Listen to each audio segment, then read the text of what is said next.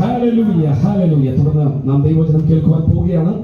അനുഗ്രഹീതമായ നിലവാരത്തിൽ ഇന്ന് രാത്രികാലം നമ്മുടെ മധ്യത്തിൽ ദൈവവചനം ശുശ്രൂഷിപ്പാൻ കർത്താവ് അയച്ച കർത്തദാസൻ പാസ്റ്റർ അജി ഐസക് അവരുടെ ഓർത്ത് ഞാൻ ദൈവത്തിന് സ്തോത്രം ചെയ്തു. എന്റെ ആത്മാർത്ഥ സ്നേഹിതനാണ് താൻ. തന്നെ ഓർത്ത് ഞാൻ ദൈവത്തിന് സ്തോത്രം ചെയ്തു. ഈ രാത്രികാലത്തെ ശുശ്രൂഷയ്ക്ക് വേണ്ടി ചില നാളുകൾക്ക് മുൻപ് തന്നെ ക്ഷണിച്ചപ്പോൾ വളരെ സന്തോഷത്തോടെ ഇന്ന് രാവിലെ തനിക്ക് മറ്റൊരു സ്ഥലത്ത് വളരെ കാര്യമായ മീറ്റിംഗുകൾ ഉണ്ടായിരുന്നു. അത് കഴിഞ്ഞ് വളരെ വേഗത്തിൽ തീർച്ചയായി വളരെ തിരക്കോടുകൂടെ താൻ ഇവിടെ കടന്നു വരുവാൻ കൃത്യസമയത്ത് തന്നെ കടന്നു വരുവാനായിട്ടിടയായി. തന്നെ ഓർത്ത് ഞാൻ ദൈവത്തിന് സ്തോത്രം ചെയ്യുന്നു. താൻ എന്നോട് ചോദിച്ചു, എന്റേതായ നിലവാരത്തിൽ ഞാൻ ശുശ്രൂഷിച്ചോട്ടെ. ഞാൻ പറഞ്ഞു, പൂർണ്ണമായ സ്വാതന്ത്ര്യമുണ്ട്. കാരണം ദൈവാത്മാവ് എങ്ങനെ പ്രേരിപ്പിക്കുന്നോ, ഏത് വിഷയം പ്രേരിപ്പിക്കുന്നോ, ദൈവാത്മാവിന് വിപരീതമായി നമുക്ക് പോകണ്ട. ദൈവാത്മാവ് എന്ത് പറയുന്നു അത് ചെയ്യുവാനായി അദ്ദേഹത്തിന് പൂർണ്ണ സ്വാതന്ത്ര്യമുണ്ട്. തുടർന്നുള്ള സമയങ്ങൾ വളരെ ആദരവോടെ കർത്തദാസൻ പാസ്റ്റർ അജി ഐസക് അവരെ ക്ഷണിക്കുന്നു.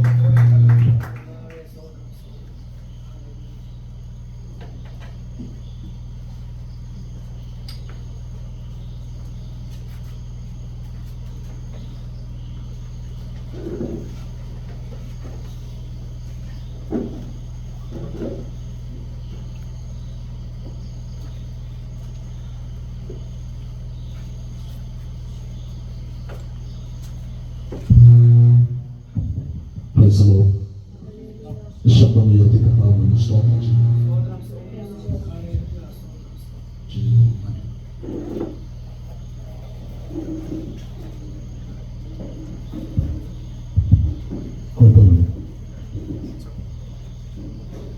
അനുഗ്രഹീതമായ ഈ യോഗ ഏകദിന സുവിശേഷ യോഗത്തിൽ യേശുക്രിസ്തുവിന്റെ സാക്ഷ്യവും ദൈവവചന നിമിത്തം നിങ്ങളെ അഭിസംബോധന ചെയ്യാൻ ദൈവം ഒരുക്കിയ അവസരത്തിനായിട്ട് ഞാൻ കർത്താവിനെ സ്തോത്രം ചെയ്യുന്നു.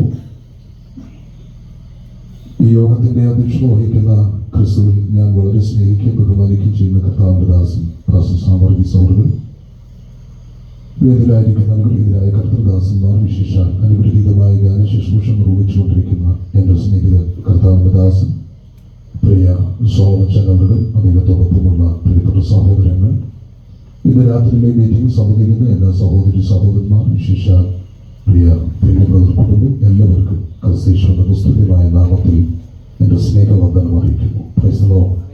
സന്തോഷമുണ്ടെങ്കിൽ കരങ്ങളൊന്ന് ഉയർത്തി കർത്താവിനെ സ്തോത്രം ചെയ്യാൻ ഇതുപോലെ ശക്തിയോടെ അന്തരീക്ഷത്തെ ഇത്രത്തോളം ദൈവം അനുകൂലമാക്കിയത് ദൈവത്തിന്റെ സ്നേഹം എത്ര വലുതാണ്. പെയ്തിറങ്ങിയ മഴത്തുള്ളികൾക്ക് അന്തരീക്ഷത്തിൽ താഴിട്ട് പൂട്ടി നിർത്തി കാലാവസ്ഥയെ അനുകൂലമാക്കിയത് ദൈവത്തിന് ഈ ദേശത്തോട് എന്തോ ചെയ്യാനുള്ളത്. സ്തോത്രം. ഇന്ന് പ്രഭാതം മുതൽ അനുഗ്രഹിക്കപ്പെട്ട നിരവധി പരസ്യ യോഗങ്ങൾ ഇവിടെയുള്ള ചർച്ചിന്റെ നേതൃത്വത്തിൽ ക്രമീകരിക്കാൻ പ്രിയ കർത്തൃദാസനെ സഹായിച്ചതിനും അനുഗ്രഹിക്കപ്പെട്ട മീറ്റിങ്ങുകൾ നടത്തുവാൻ കർത്താവ് അവസരമൊരുക്കി. ഞാനും പുനലൂര് വിവിധ സ്ഥലങ്ങളിൽ പരസ്യയോഗങ്ങളിൽ ശുശ്രൂഷിപ്പാൻ അവസരമൊരുക്കിയതിനു ശേഷമാണ് ഈ രാത്രിയിലെ മീറ്റിങ്ങിൽ ഓടി ഒന്ന് സംബന്ധിക്കുന്നത്. കൺവെൻഷൻ പോലെ തന്നെ ഞങ്ങൾക്ക് ആവേശമാണ് പരസ്യയോഗം. അത് ഒരു എന്താ പറയുന്നത്, ഒരു ആവേശമാണ്. സ്തോത്രം. അതോർത്ത് ഞാൻ ദൈവത്തെ സ്തുതിക്കുന്നു. ഈ കഴിഞ്ഞ ഞായറാഴ്ച പ്രിയ സോളാം പാസ്റ്ററെ ചേപ്പാടുള്ള പ്രത്യാശ ദീപം എന്ന കൂട്ടായ്മയിൽ കടന്നുപോയി സംബന്ധിപ്പാൻ രാത്രി ശുശ്രൂഷിപ്പാൻ ദൈവം അവസരമൊരുക്കി. അന്നത്തെ വചന ശുശ്രൂഷിക്ക് അനന്തരം ചില കുഞ്ഞുങ്ങൾ കർത്താവിനെ സ്വന്തം രക്ഷിതാവായി സ്വീകരിപ്പാൻ കർത്താവ് അവസരമൊരുക്കി. ഞാനതിൽ കണ്ടത് ഒരു മോള് വല്ലാതെ കരഞ്ഞ് അവൾ യേശുവിനെ സ്വീകരിക്കുന്നത് കാണാൻ കർത്താവ് അവസരമൊരുക്കി. അതൊക്കെ ജീവിതത്തിൽ ഒരു വലിയ അനുഭവങ്ങളാണ്. ഇന്ന് രാത്രി ഇവിടെ ഇരിക്കുന്ന എന്നേക്കാൾ ശ്രേഷ്ഠരായ ദൈവദാസന്മാരാണ് ഇവിടെ ഇരിക്കുന്നത്. നിങ്ങളെല്ലാവരെയും ഞാൻ വന്ദനം ചൊല്ലുന്നു. എല്ലാവരെയും കർത്താവ് അനുഗ്രഹിക്കട്ടെ. ആമേൻ. അനുഗ്രഹിക്കപ്പെട്ടൊരു വേദാധ്യാപകനാണ് നിങ്ങളുടെ സഭാ ശുശ്രൂഷകൻ. അതുകൊണ്ട് വലിയ തിയോളജിക്കൊന്നും പ്രസക്തിയില്ല. ഞാൻ വളരെ ലളിതമായ ഒരു ചിന്ത പറഞ്ഞിരിക്കാനാണ് കർത്താവിൽ ശരണം പറഞ്ഞത്. എങ്കിലും ഒരു പരിശുദ്ധാത്മാവിനോട് സംസാരിക്കുന്നതനുസരിച്ച് ഈ രാത്രി ഈ ദേശത്തോടും നിങ്ങളോട് സംസാരിക്കാനാണ് കർത്താവിൽ ആഗ്രഹിക്കുന്നത്. പ്രിയ ബ്രദറിന്റെ കുടുംബം ഇങ്ങനൊരു സുവിശേഷ യോഗം നടത്തുവാൻ ക്രമീകരണങ്ങൾ ഒരുക്കപ്പെടുന്നത് ഓർത്ത് ഞാൻ ദൈവത്തെ സ്തുതിക്കുന്ന കുടുംബത്തെ ഞാൻ അപ്രീഷിയേറ്റ് ചെയ്യുന്നു. കർത്താവ് നിങ്ങളെ അനുഗ്രഹിക്കട്ടെ. ധാരാളം യോഗങ്ങൾ കർത്താവ് വരുമ്പോഴും ഈ മുറ്റത്ത് നടക്കട്ടെ. ആമേൻ. അതിനായി ഞാൻ കർത്താവിന് സ്വാഗതം ചെയ്യും. അത് പറഞ്ഞൊരു സന്തോഷമില്ല. ഫിലിമറിന്റെ ഉള്ളിലെ ആവേശത്തെ കണ്ട് ഞാൻ ദൈവത്തെ സ്തുതിക്കുകയാണ്. പ്രിയ തമ്പാൻ ദാസ് ഇവിടെ ഇല്ല എങ്കിലും കർത്തൃദാസിനെ ഞാൻ ആദരപൂർവ്വം ഓർക്കുന്നു.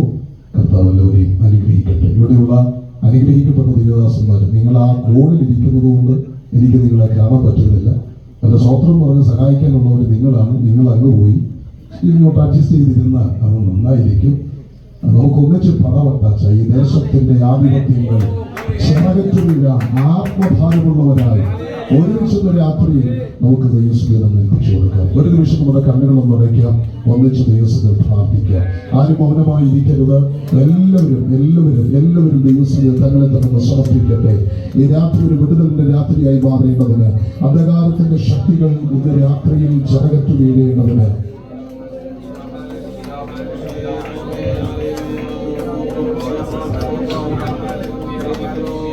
എല്ലാവരും ഒരുമിച്ച് എല്ലാ കണ്ണുകളും അടച്ച് ഒരുമിച്ച് ദിവസങ്ങൾ ഒന്ന് പ്രാർത്ഥിച്ചു വരട്ടെ. അഭിഷേകം പ്രാപിച്ച ദൈവജനത്തിനകത്തേക്ക് പോകുന്ന നിങ്ങൾ ആരും മൗനമായിരിക്കരുത്. ഇതൊരു സുവിശേഷ യോഗമാണെന്ന് എനിക്കറിയാം. പക്ഷേ ചില വിദഗ്ധകൾ വായി തുറന്നൊന്ന് പ്രാർത്ഥിക്കട്ടെ. ഈ ദേശം വിടുവിക്കപ്പെടട്ടെ, ആത്മാക്കൾ പുറത്തു വരട്ടെ. സഭകളിലേക്ക് ആത്മാക്കളെ വിടർത്തുന്ന ദേശത്തിന്റെ വിടുതലിന് വിരോധമായി ദേശത്തിന്റെ ഉയർന്നു നിൽക്കുക അനുഗ്രഹീതമായ രാത്രിക്ക് സ്തോത്രം ചെയ്യുന്നു. പരിശുദ്ധാത്മാവ് ഞങ്ങളോട് സംസാരിക്കണം. അല്ലെങ്കിൽ നികുഷന്റെ മറവിൽ നിർത്തണമേ. സമർത്ഥനായ എഴുത്തുകാരന്റെ തൂലിക പോലെ നീ അതിരത്തെ ചലിപ്പിക്കണമേ. ശുശ്രൂഷകൾക്ക് വിരോധമായി ഉയർന്നു പോകുന്ന സകല വെല്ലുവിളികളെയും അതിന്റെ ദാസന്മാരായ ഞങ്ങൾ ഒരുമിച്ച് അമർച്ചയായി ശാസിച്ചെന്ന് രാത്രി ജയമെടുക്കുന്നു. സ്വന്തം ഞങ്ങളോട് സംസാരിക്കും. ഒരു മഹത്വം അങ്ങേക്ക് യേശു ക്രിസ്തുവിൻ അൻപുള്ള നാമത്തിൽ തന്നെ ആമേൻ. സമയം കളയാതെ തിരുവനന്തപുരത്തിലേക്ക് പ്രവേശിക്കാം. വിശുദ്ധ തിരുവനന്തപുരത്തിൽ നിന്ന് എബ്രായ ലേഖനം 9-ാം അധ്യായം 27-ാമത് വാക്യം വായിക്കാം. ഒരിക്കൽ മരിക്കുകയും പിന്നെ ന്യായവിധിയും മനുഷ്യർക്ക് നിയമിച്ചിരിക്കുകയാൽ ക്രിസ്തുവും അങ്ങനെ തന്നെ അനേകരുടെ പാപങ്ങളെ ചുമപ്പാൻ ഒരിക്കൽ അർപ്പിക്കപ്പെട്ടു.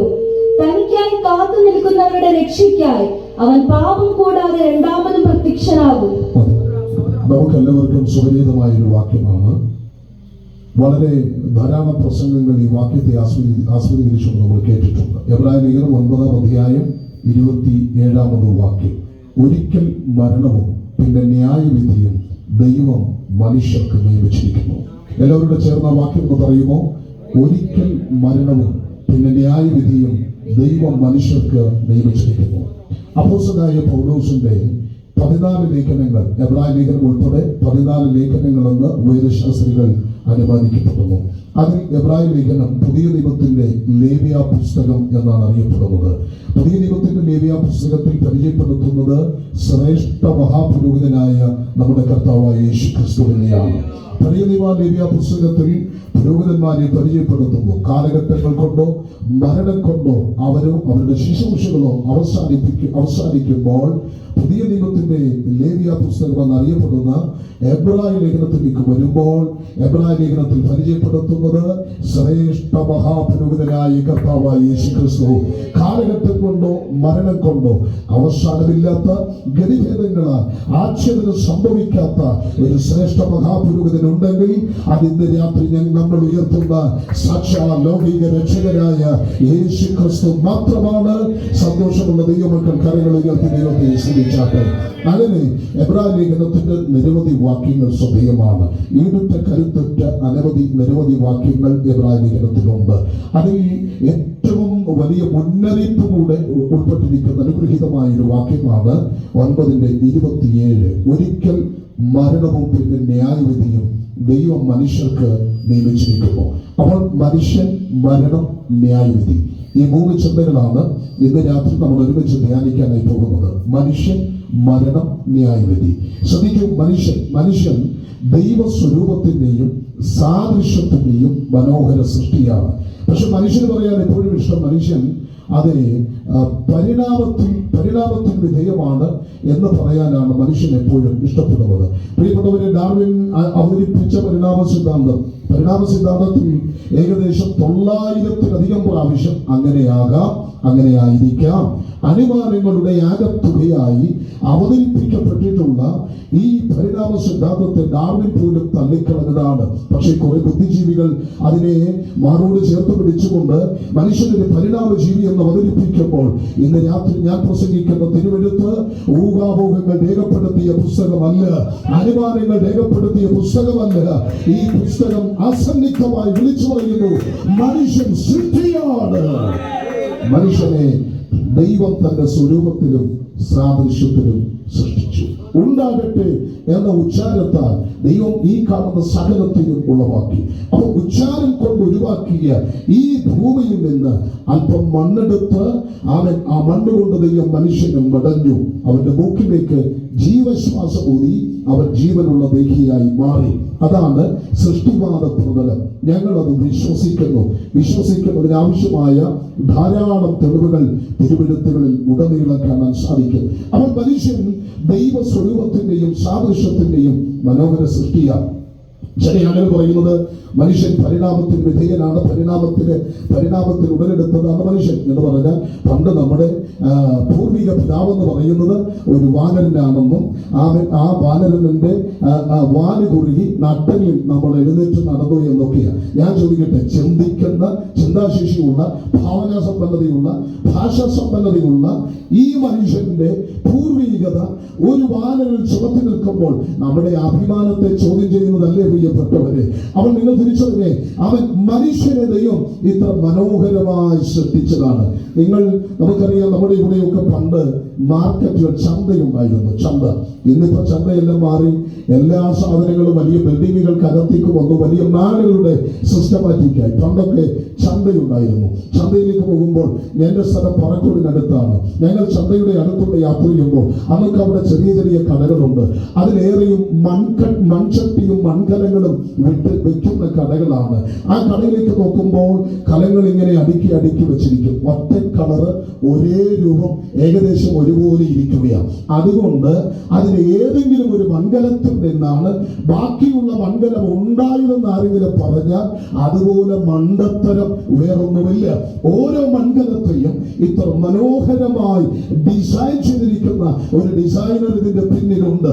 ഇതുപോലെ മനുഷ്യനെ നോക്കുമ്പോൾ രണ്ട് കാല്, രണ്ട് കയ്യ്, രണ്ട് കണ്ണ്, മൂക്ക്, നാക്ക്, ഇങ്ങനെ രൂപാകൃതി എല്ലാവർക്കും ഒരുപോലെയാണെങ്കിലും ഒരു മനുഷ്യനിൽ നിന്നാണ് ഇത് ഇങ്ങനെ പരിണാമത്തിന് വിധേയമാണ് എന്ന് പറഞ്ഞാൽ അതിൽപ്പരം മണ്ടത്വം വേറെ ഒന്നുമില്ല പ്രിയപ്പെട്ടവരെ. പിന്നെയോ ഓരോ മനുഷ്യരെയും സൃഷ്ടിച്ച ഒരു സൃഷ്ടാവ് ഇതിന്റെ പിന്നിലുണ്ട്. ഇന്ന് രാത്രിയിൽ അത് അംഗീകരിക്കുന്ന ദൈവമക്കൾ കരങ്ങളൊന്ന് ഉയർത്തി ദൈവത്തിനൊന്ന് സ്തോത്രം ചെയ്താട്ടെ. ഈ ദേശത്തോട് ഞങ്ങൾ വളരെ വ്യക്തമായി വിളിച്ചു പറയുന്നു, മനുഷ്യനെ ഇത്ര മനോഹരമായി ഡിസൈൻ ചെയ്ത ഒരു ഡിസൈനർ ഇതിന്റെ പിന്നിലുണ്ട്. ഈ പ്രപഞ്ചത്തെ ഇത്ര മനോഹരമായി സൃഷ്ടിച്ച ഒരു സൃഷ്ടാവ് ഇതിന്റെ പിന്നിലുണ്ട്. അതാണ് ഞങ്ങൾ ആരാധിക്കുന്ന ഞങ്ങളുടെ ദൈവം എന്ന് പറയുന്നത്. സന്തോഷമുണ്ടെങ്കിൽ കരങ്ങൾ ഉയർത്തി ദൈവത്തെ സ്തുതിക്കാം. അവൻ മനുഷ്യൻ, അവൻ ദൈവസ്വരൂപത്തിന്റെയും സാദൃശ്യത്തിന്റെയും മനോഹരമായ സൃഷ്ടിയാണ്. ഞാൻ ആ ഭാഗത്തു നിന്ന് അത്രയും പറഞ്ഞ് ആ ഭാഗം വിരമിക്കുകയാണ്. ധാരാളം വിശദീകരണങ്ങൾ ഉണ്ടെങ്കിൽ ഞാൻ അവിടേക്ക് പോകുന്നില്ല. രണ്ട്, മരണം എന്ന വിഷയത്തിലേക്ക് വരികയാണ്. നമുക്കൊന്നും അത്രങ്ങോട്ട് ഇഷ്ടപ്പെടാത്തൊരു വിഷയം. ഞാൻ ഒത്തിരി ഇവിടെ ഇരുന്നുകൊണ്ട് ഇങ്ങനെ ആലോചിച്ചു, ഇത് പ്രസംഗിക്കുമോ വേണ്ടായോ. പക്ഷെ പരിശുദ്ധാത്മാവിനോട് പറയുന്നത് ഇത് മാത്രം പ്രസംഗിച്ചാൽ മതി. സത്യത്തിൽ ഞാൻ പ്രസംഗിക്കാൻ കൊണ്ടുവന്നത് പരാജയപ്പെട്ട 3 ശ്രമങ്ങളാണ്. ഞാനും എൻ്റെ മോനൂടെയാണ് ഇങ്ങോട്ട് യാത്ര ചെയ്ത് വന്നത്. അപ്പോൾ അവൻ എന്നോട് ചോദിച്ചു, പപ്പ ഇന്ന് പരാജയപ്പെട്ട 3 ശ്രമങ്ങളാണോ? എൻ്റെ ഉള്ള മൂറിച്ചിരിച്ചു.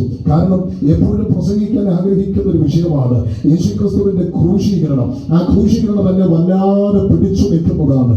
അതുകൊണ്ട് അത് പ്രസംഗിക്കാനാണ് വന്നത്. പക്ഷെ ഇവിടെ ഇരുന്നപ്പോൾ ദൈവാത്മാവെന്നോട് പറയുക, നീ ഈ വിഷയം പ്രസംഗിച്ചാൽ മതി, ഈ വിഷയം പ്രസംഗിച്ചാൽ മതി. പെട്ടെന്ന് ഞാൻ ബുക്കെടുത്തു. ഒത്തിരി നാളുകളായി, വാസ്തവത്തിൽ തുറന്നു പറയാം, മുറ്റത്തെ കൺവെൻഷൻ നടന്നത് കുറച്ചു പേരെ ഉള്ളല്ലോ, ഒത്തിരി നാളുകളായി ഈ വിഷയം ഇങ്ങനെ കൈകാര്യം ചെയ്തിട്ട് പെട്ടെന്ന് ഞാൻ ഇങ്ങനെ ബുക്കെടുത്ത് ഇങ്ങനെ മറിച്ച് തിരിച്ചു മുഖം നോക്കി. പരിശുദ്ധാത്മാവിനോട് ശക്തമായി ഇടപെട്ടു, ഈ വിഷയം കൈകാര്യം ചെയ്യണം. കാരണം ഞാൻ ഇങ്ങനെ പ്രാർത്ഥിച്ചുകൊണ്ടിരുന്നപ്പോൾ കർത്തൃദാസൻ ഒരു പദം പറഞ്ഞത് എന്റെ അകത്ത് കൊല്ലാൻ പോലെ വീണു. ആ പദം ഇങ്ങനെയായിരുന്നു, നാളെ ഇനി കേൾക്കാൻ ഒരവസരം ലഭിച്ചെന്ന് വരത്തില്ല. അവസരം ഇന്ന് രാത്രി ദൈവം ഒരുക്കുമ്പോൾ, ഇന്നാണ് സുപ്രസാദകാലം, ഇന്നാണ് രക്ഷാ ദിവസം. ഈ ദിവസം പ്രയോജനപ്പെടുത്തിയാൽ ഇത് നിങ്ങളുടെ രക്ഷയുടെ ദിവസമാണ്. അപ്പോൾ മരണം എന്താണ്? മരണം എന്ന് പറഞ്ഞാൽ എന്നാൽ മതി, രണം എന്നാൽ യുദ്ധം. യുദ്ധം അവസാനിപ്പിച്ച് ഒരു വിശ്രമമാണ് മരണം എന്ന് പറയുന്നത്. എന്തുകൊണ്ട് മരണം ഉണ്ടാകുന്നു? പ്രകൃതിയോട് ചോദിക്കാം. പ്രകൃതി പറയും അത് പ്രകൃതിയുടെ ഒരു വികൃതിയാണ്. മതത്തോട് ചോദിക്കുമ്പോൾ മതം പറയും അത് പ്രകൃതിയുടെ ഒരു വികൃതിയാണ്. ഇനി ശാസ്ത്രത്തോട് ചോദിക്കൂ, ശാസ്ത്രം പറയും അത് പ്രകൃതിയുടെ ഒരു പ്രതിഭാസമാണ്. അപ്പൊ ശാസ്ത്രവും മതവും പറഞ്ഞ അഭിപ്രായം ഒന്ന് പ്രകൃതിയുടെ വികൃതി, ഒന്ന് പ്രകൃതിയുടെ പ്രതിഭാസം. അവൻ വ്യക്തമായ ഉത്തരമില്ല. പക്ഷെ വിശുദ്ധ ബൈബിളിനോട് ചോദിക്കണം. ബൈബിൾ പറയും, റോമാലേഖനത്തിൽ വിളിച്ചു പറയുന്നു, ഏക മനുഷ്യനാൽ പാപവും പാപത്താൽ മരണവും ഭൂമിയിലേക്ക് പ്രവേശിച്ചു. അപ്പോൾ അവൻ പാപം തളിച്ച പേരിലാണ് മരണം മനുഷ്യരിലേക്ക് കടന്നുകൂടിയത്. പാപമാണ് മനുഷ്യനിലേക്ക് മരണത്തെ കൊണ്ടെത്തിച്ചത്. പാപത്തിന്റെ ശമ്പളമാണ് മരണമെന്ന് പറയുന്നത്.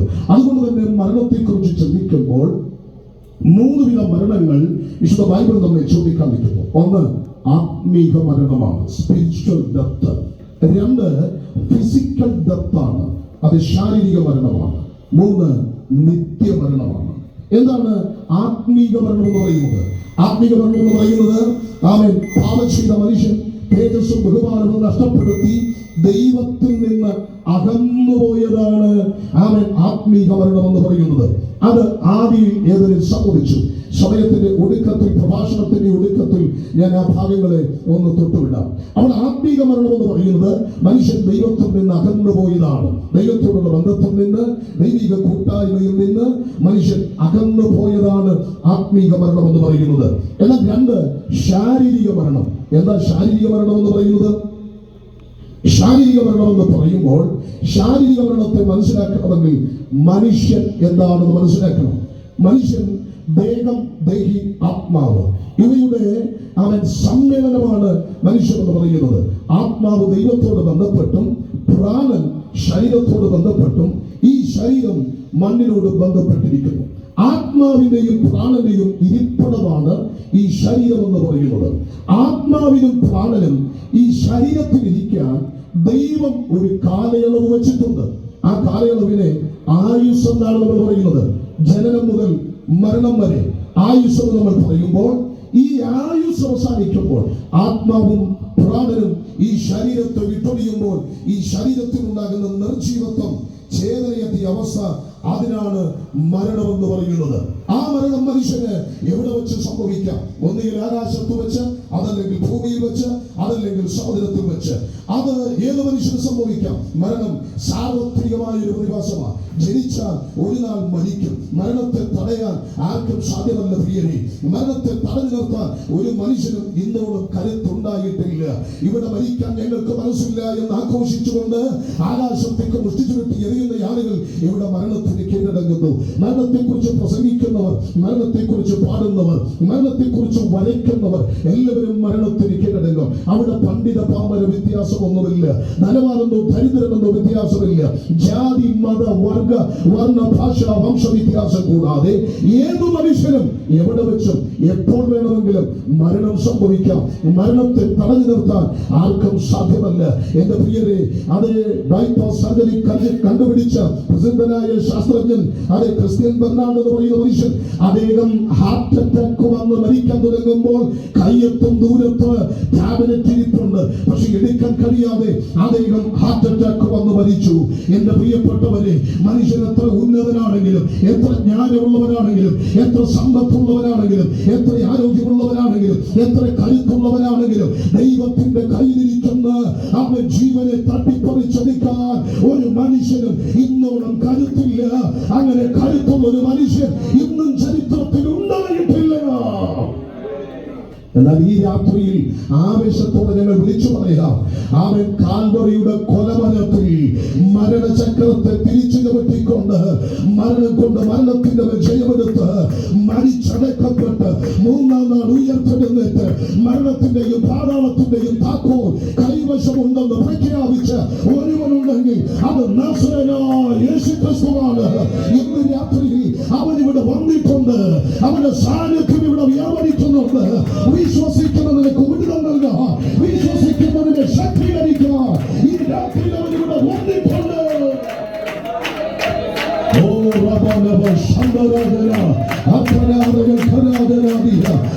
ഇന്ന് രാത്രികളുടെ സാന്നിധ്യം അനുഭവിക്കുന്നവർ ഇതിനകത്ത് മൗനമായി ഇരിക്കുന്നത് ചില മിനിറ്റുകൾ വായിക്കുന്നത് ശക്തിയോടെ ആത്മാവിനെ ആരാധിക്കട്ടെ. ജീവന്റെ അധികാരമുള്ളവൻ, മരണത്തിന്റെ അധികാരമുള്ളവൻ ഇന്ന് രാത്രിയുടെ വന്നിട്ടുണ്ട്. ഞാൻ എന്റെ സഭയെ പണിയും, പാതാള ഗോപുരങ്ങൾ അതിനെ ജയിക്കുകയില്ലെന്ന് പ്രഖ്യാപിച്ചവൻ ദൈവസഭകൾക്ക് വിരോധമായി ഉയർന്നു നിൽക്കുന്ന പാതാള ശക്തികൾ ഇന്ന് രാത്രി അവൻ കീഴടങ്ങുന്ന ഒരു രാത്രിയാണെന്ന് ആത്മാവിൽ ഒരു പ്രവചന ദൂത് നമ്മെ വിളിച്ചു പറഞ്ഞു.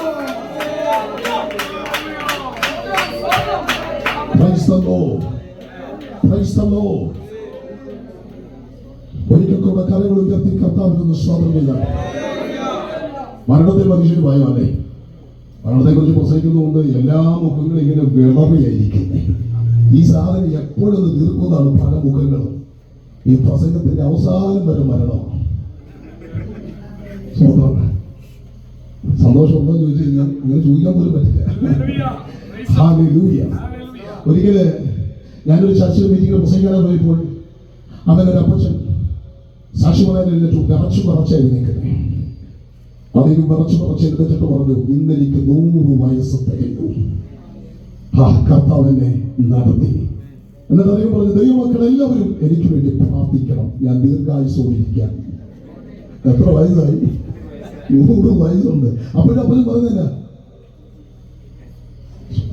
അവ ഇവിടെ മരിക്കാൻ ഒരു മനുഷ്യനും ആഗ്രഹിക്കുന്നില്ല. നല്ലൊരു ഭക്തനായ മനുഷ്യൻ ട്രിവാൻഡ്രത്ത് ഞാനൊരു ഫ്യൂണറൽ സർവീസിന് ശുശ്രൂഷിക്കാനായി വിളിക്കുമ്പോൾ ഞാൻ അവിടെ ചെല്ലുമ്പോൾ അവിടെ കേട്ട സാക്ഷ്യം ഇതാണ്.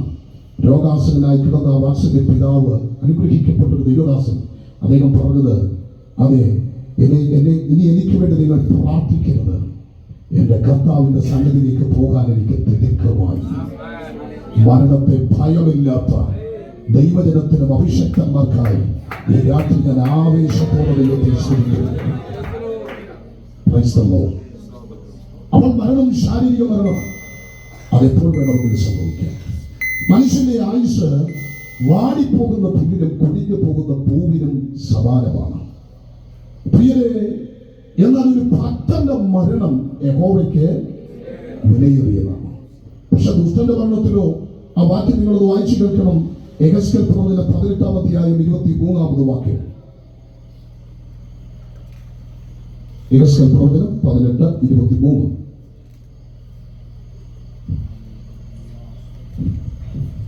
ദുഷ്ടന്റെ മരണത്തിൽ എനിക്ക് അല്പമെങ്കിലും താല്പര്യമുണ്ടോ? Oh Jesus. സ്നേഹിതാ, ഇന്ന് രാത്രി ശ്രദ്ധിക്കുക. ദുഷ്ടന്റെ മരണത്തിൽ യഹോവയ്ക്ക് താല്പര്യമില്ല. 32-ാം വാക്യം വായിച്ചേ. 32-ാം വാക്യം 18-32. മരിക്കുന്നവന്റെ മരണത്തിൽ ഏതാണ് മരിക്കുന്നവന്റെ മരണം? അത് ആത്മഹത്യയാണ്. ആത്മഹത്യയിൽ ദൈവത്തിന് പ്രസാദമില്ല. സ്നേഹിത, പ്രശ്നങ്ങളുണ്ട്. അതിന്റെ മുമ്പിൽ ഒളിച്ചോടാൻ ആത്മഹത്യയല്ല പരിഹാരം. ഒരു പിടി കയറിനകത്തോ അല്പം വിശപ്പിനകത്തോ ജീവൻ അവസാനിപ്പിക്കാനുള്ളതല്ല. നിങ്ങളുടെ പ്രശ്നത്തെ പരിഹരിക്കാൻ കഴിയുന്ന ഒരാളെയാണ് ഞങ്ങൾ പരിചയപ്പെടുത്തുന്നത്. അവന്റെ പേര് യേശു ക്രിസ്തു എന്നാണ്. ശക്തമായ ദൈവസന്നിധിയിൽ നമുക്ക് പ്രാർത്ഥിക്കണം. ആത്മഹത്യയുടെ പ്രവണതകൾ ഇന്ന് വല്ലാതെ വ്യാപിച്ചുകൊണ്ടിരിക്കുകയാണ്. പണ്ടൊക്കെ ഒറ്റയ്ക്കായിരുന്നു ആത്മഹത്യ. പക്ഷെ ഇന്ന് കൈക്കുഞ്ഞുങ്ങളെ, പൊടിക്കുഞ്ഞുങ്ങളെ പോലും കഴുത്തു ഞെരിച്ച് കൊന്നിട്ട് കൂട്ടത്തോടെ ആത്മഹത്യ ചെയ്യുന്ന വല്ലാത്ത അന്ധകാര ശക്തികളുടെ വ്യാപാരങ്ങൾ ദേശത്ത് മുഴുവൻ വ്യാപരിച്ചു കൊണ്ടിരിക്കുമ്പോൾ ഇന്ന് രാത്രി ദൈവജനത്തോട് ഞാൻ പറയാം, ഈ ദേശത്തനർത്ഥങ്ങൾ ഉണ്ടാകാതെ കുടുംബങ്ങളെ പിശാച് റാഞ്ചാതിരിക്കാൻ, കുടുംബങ്ങൾക്കകത്ത് ദുരന്തങ്ങൾ സംഭവിക്കാതിരിക്കാൻ ഇന്ന് രാത്രി ആത്മാവിൽ ആഗ്രഹിക്കുന്ന എത്ര ഇതിനകത്തുണ്ട്.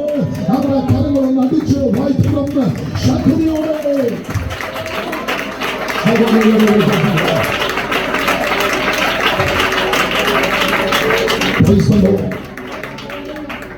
ഈ കൺവെൻഷൻ നടത്തുന്നത് ചെലവിടുന്നൊന്നും വെറുതെയല്ല. ദൈവദാസന്മാരെ, ദൈവസഭകളെല്ലാം കൂടെ ചേർന്ന് ഇവിടെ നിന്ന് പ്രാർത്ഥിക്കുമ്പോൾ ദേശത്ത് ദൈവം ഭയങ്കര കാര്യങ്ങൾ ചെയ്യുകയാണ്. ഹല്ലേലൂയ. ആത്മഹത്യ ചെയ്യുന്നത് ദൈവത്തിന് പ്രസാദമില്ല. എന്ത് വിഷയമാണ്? എന്താണ് നിങ്ങളുടെ വിഷയം? എന്തിനാണ് നിങ്ങൾ ഭാരപ്പെടുന്നത്? കടക്കണിയാണോ? രോഗമാണോ? മറ്റേതെങ്കിലും പ്രശ്നങ്ങൾക്കകത്ത് കുടുങ്ങിക്കിടക്കുകയാണോ? ഈ രാത്രി സ്നേഹിത, ആത്മഹത്യയൊന്നൊരു പരിഹാരമല്ല. അവൻ പ്രശ്നങ്ങളെ പരിഹരിക്കുന്നവനെ അവൻ അനുഭവത്തിലൂടെയാണ് ഞങ്ങളിവിടെ ഉയർത്തുന്നത്. ഈ ക്രിസ്തുവിന്റെ മുമ്പിൽ ഹൃദയം തുറക്കാറുണ്ടെങ്കിൽ ഇന്ന് രാത്രി താങ്കൾ അനുഭവിക്കുന്ന പ്രശ്നങ്ങൾക്ക് ശാശ്വതമായ ഒരു പരിഹാരമാണ്. ആമേൻ. ഒരു സാക്ഷി ഞാൻ കേട്ടിട്ടുണ്ട്. ഒരു കുടുംബത്തിൽ മരണത്തിൽ യഹോവയ്ക്ക് പ്രസാദമില്ല. സ്വന്തം പ്രിയപ്പെട്ടവരെ, 90-ാം സങ്കീർത്തനത്തിലേക്ക് വരുമ്പോൾ മരണത്തെക്കുറിച്ച് ധാരാളം പദങ്ങൾ വിശുദ്ധ ബൈബിളിൽ കാണാൻ സാധിക്കുന്നുണ്ട്. ആ ധാരാളം പദങ്ങൾ അതേ തിരുവഴുത്തിൽ കാണുന്നു. മരണം ഒടുക്കത്തെ ശത്രുവാണ്, മരണം ലാഭമാണ്, മരണം വിട്ടുപിരിയലാണ്, മരണം അഴിഞ്ഞു മാറ്റമാണ്, മരണം നിദ്രയാണ്. ഇങ്ങനെ ധാരാളം പദങ്ങൾ കൊണ്ട് മരണത്തെ തിരുവഴുത്തിൽ വിവക്ഷിച്ചിട്ടുണ്ട്.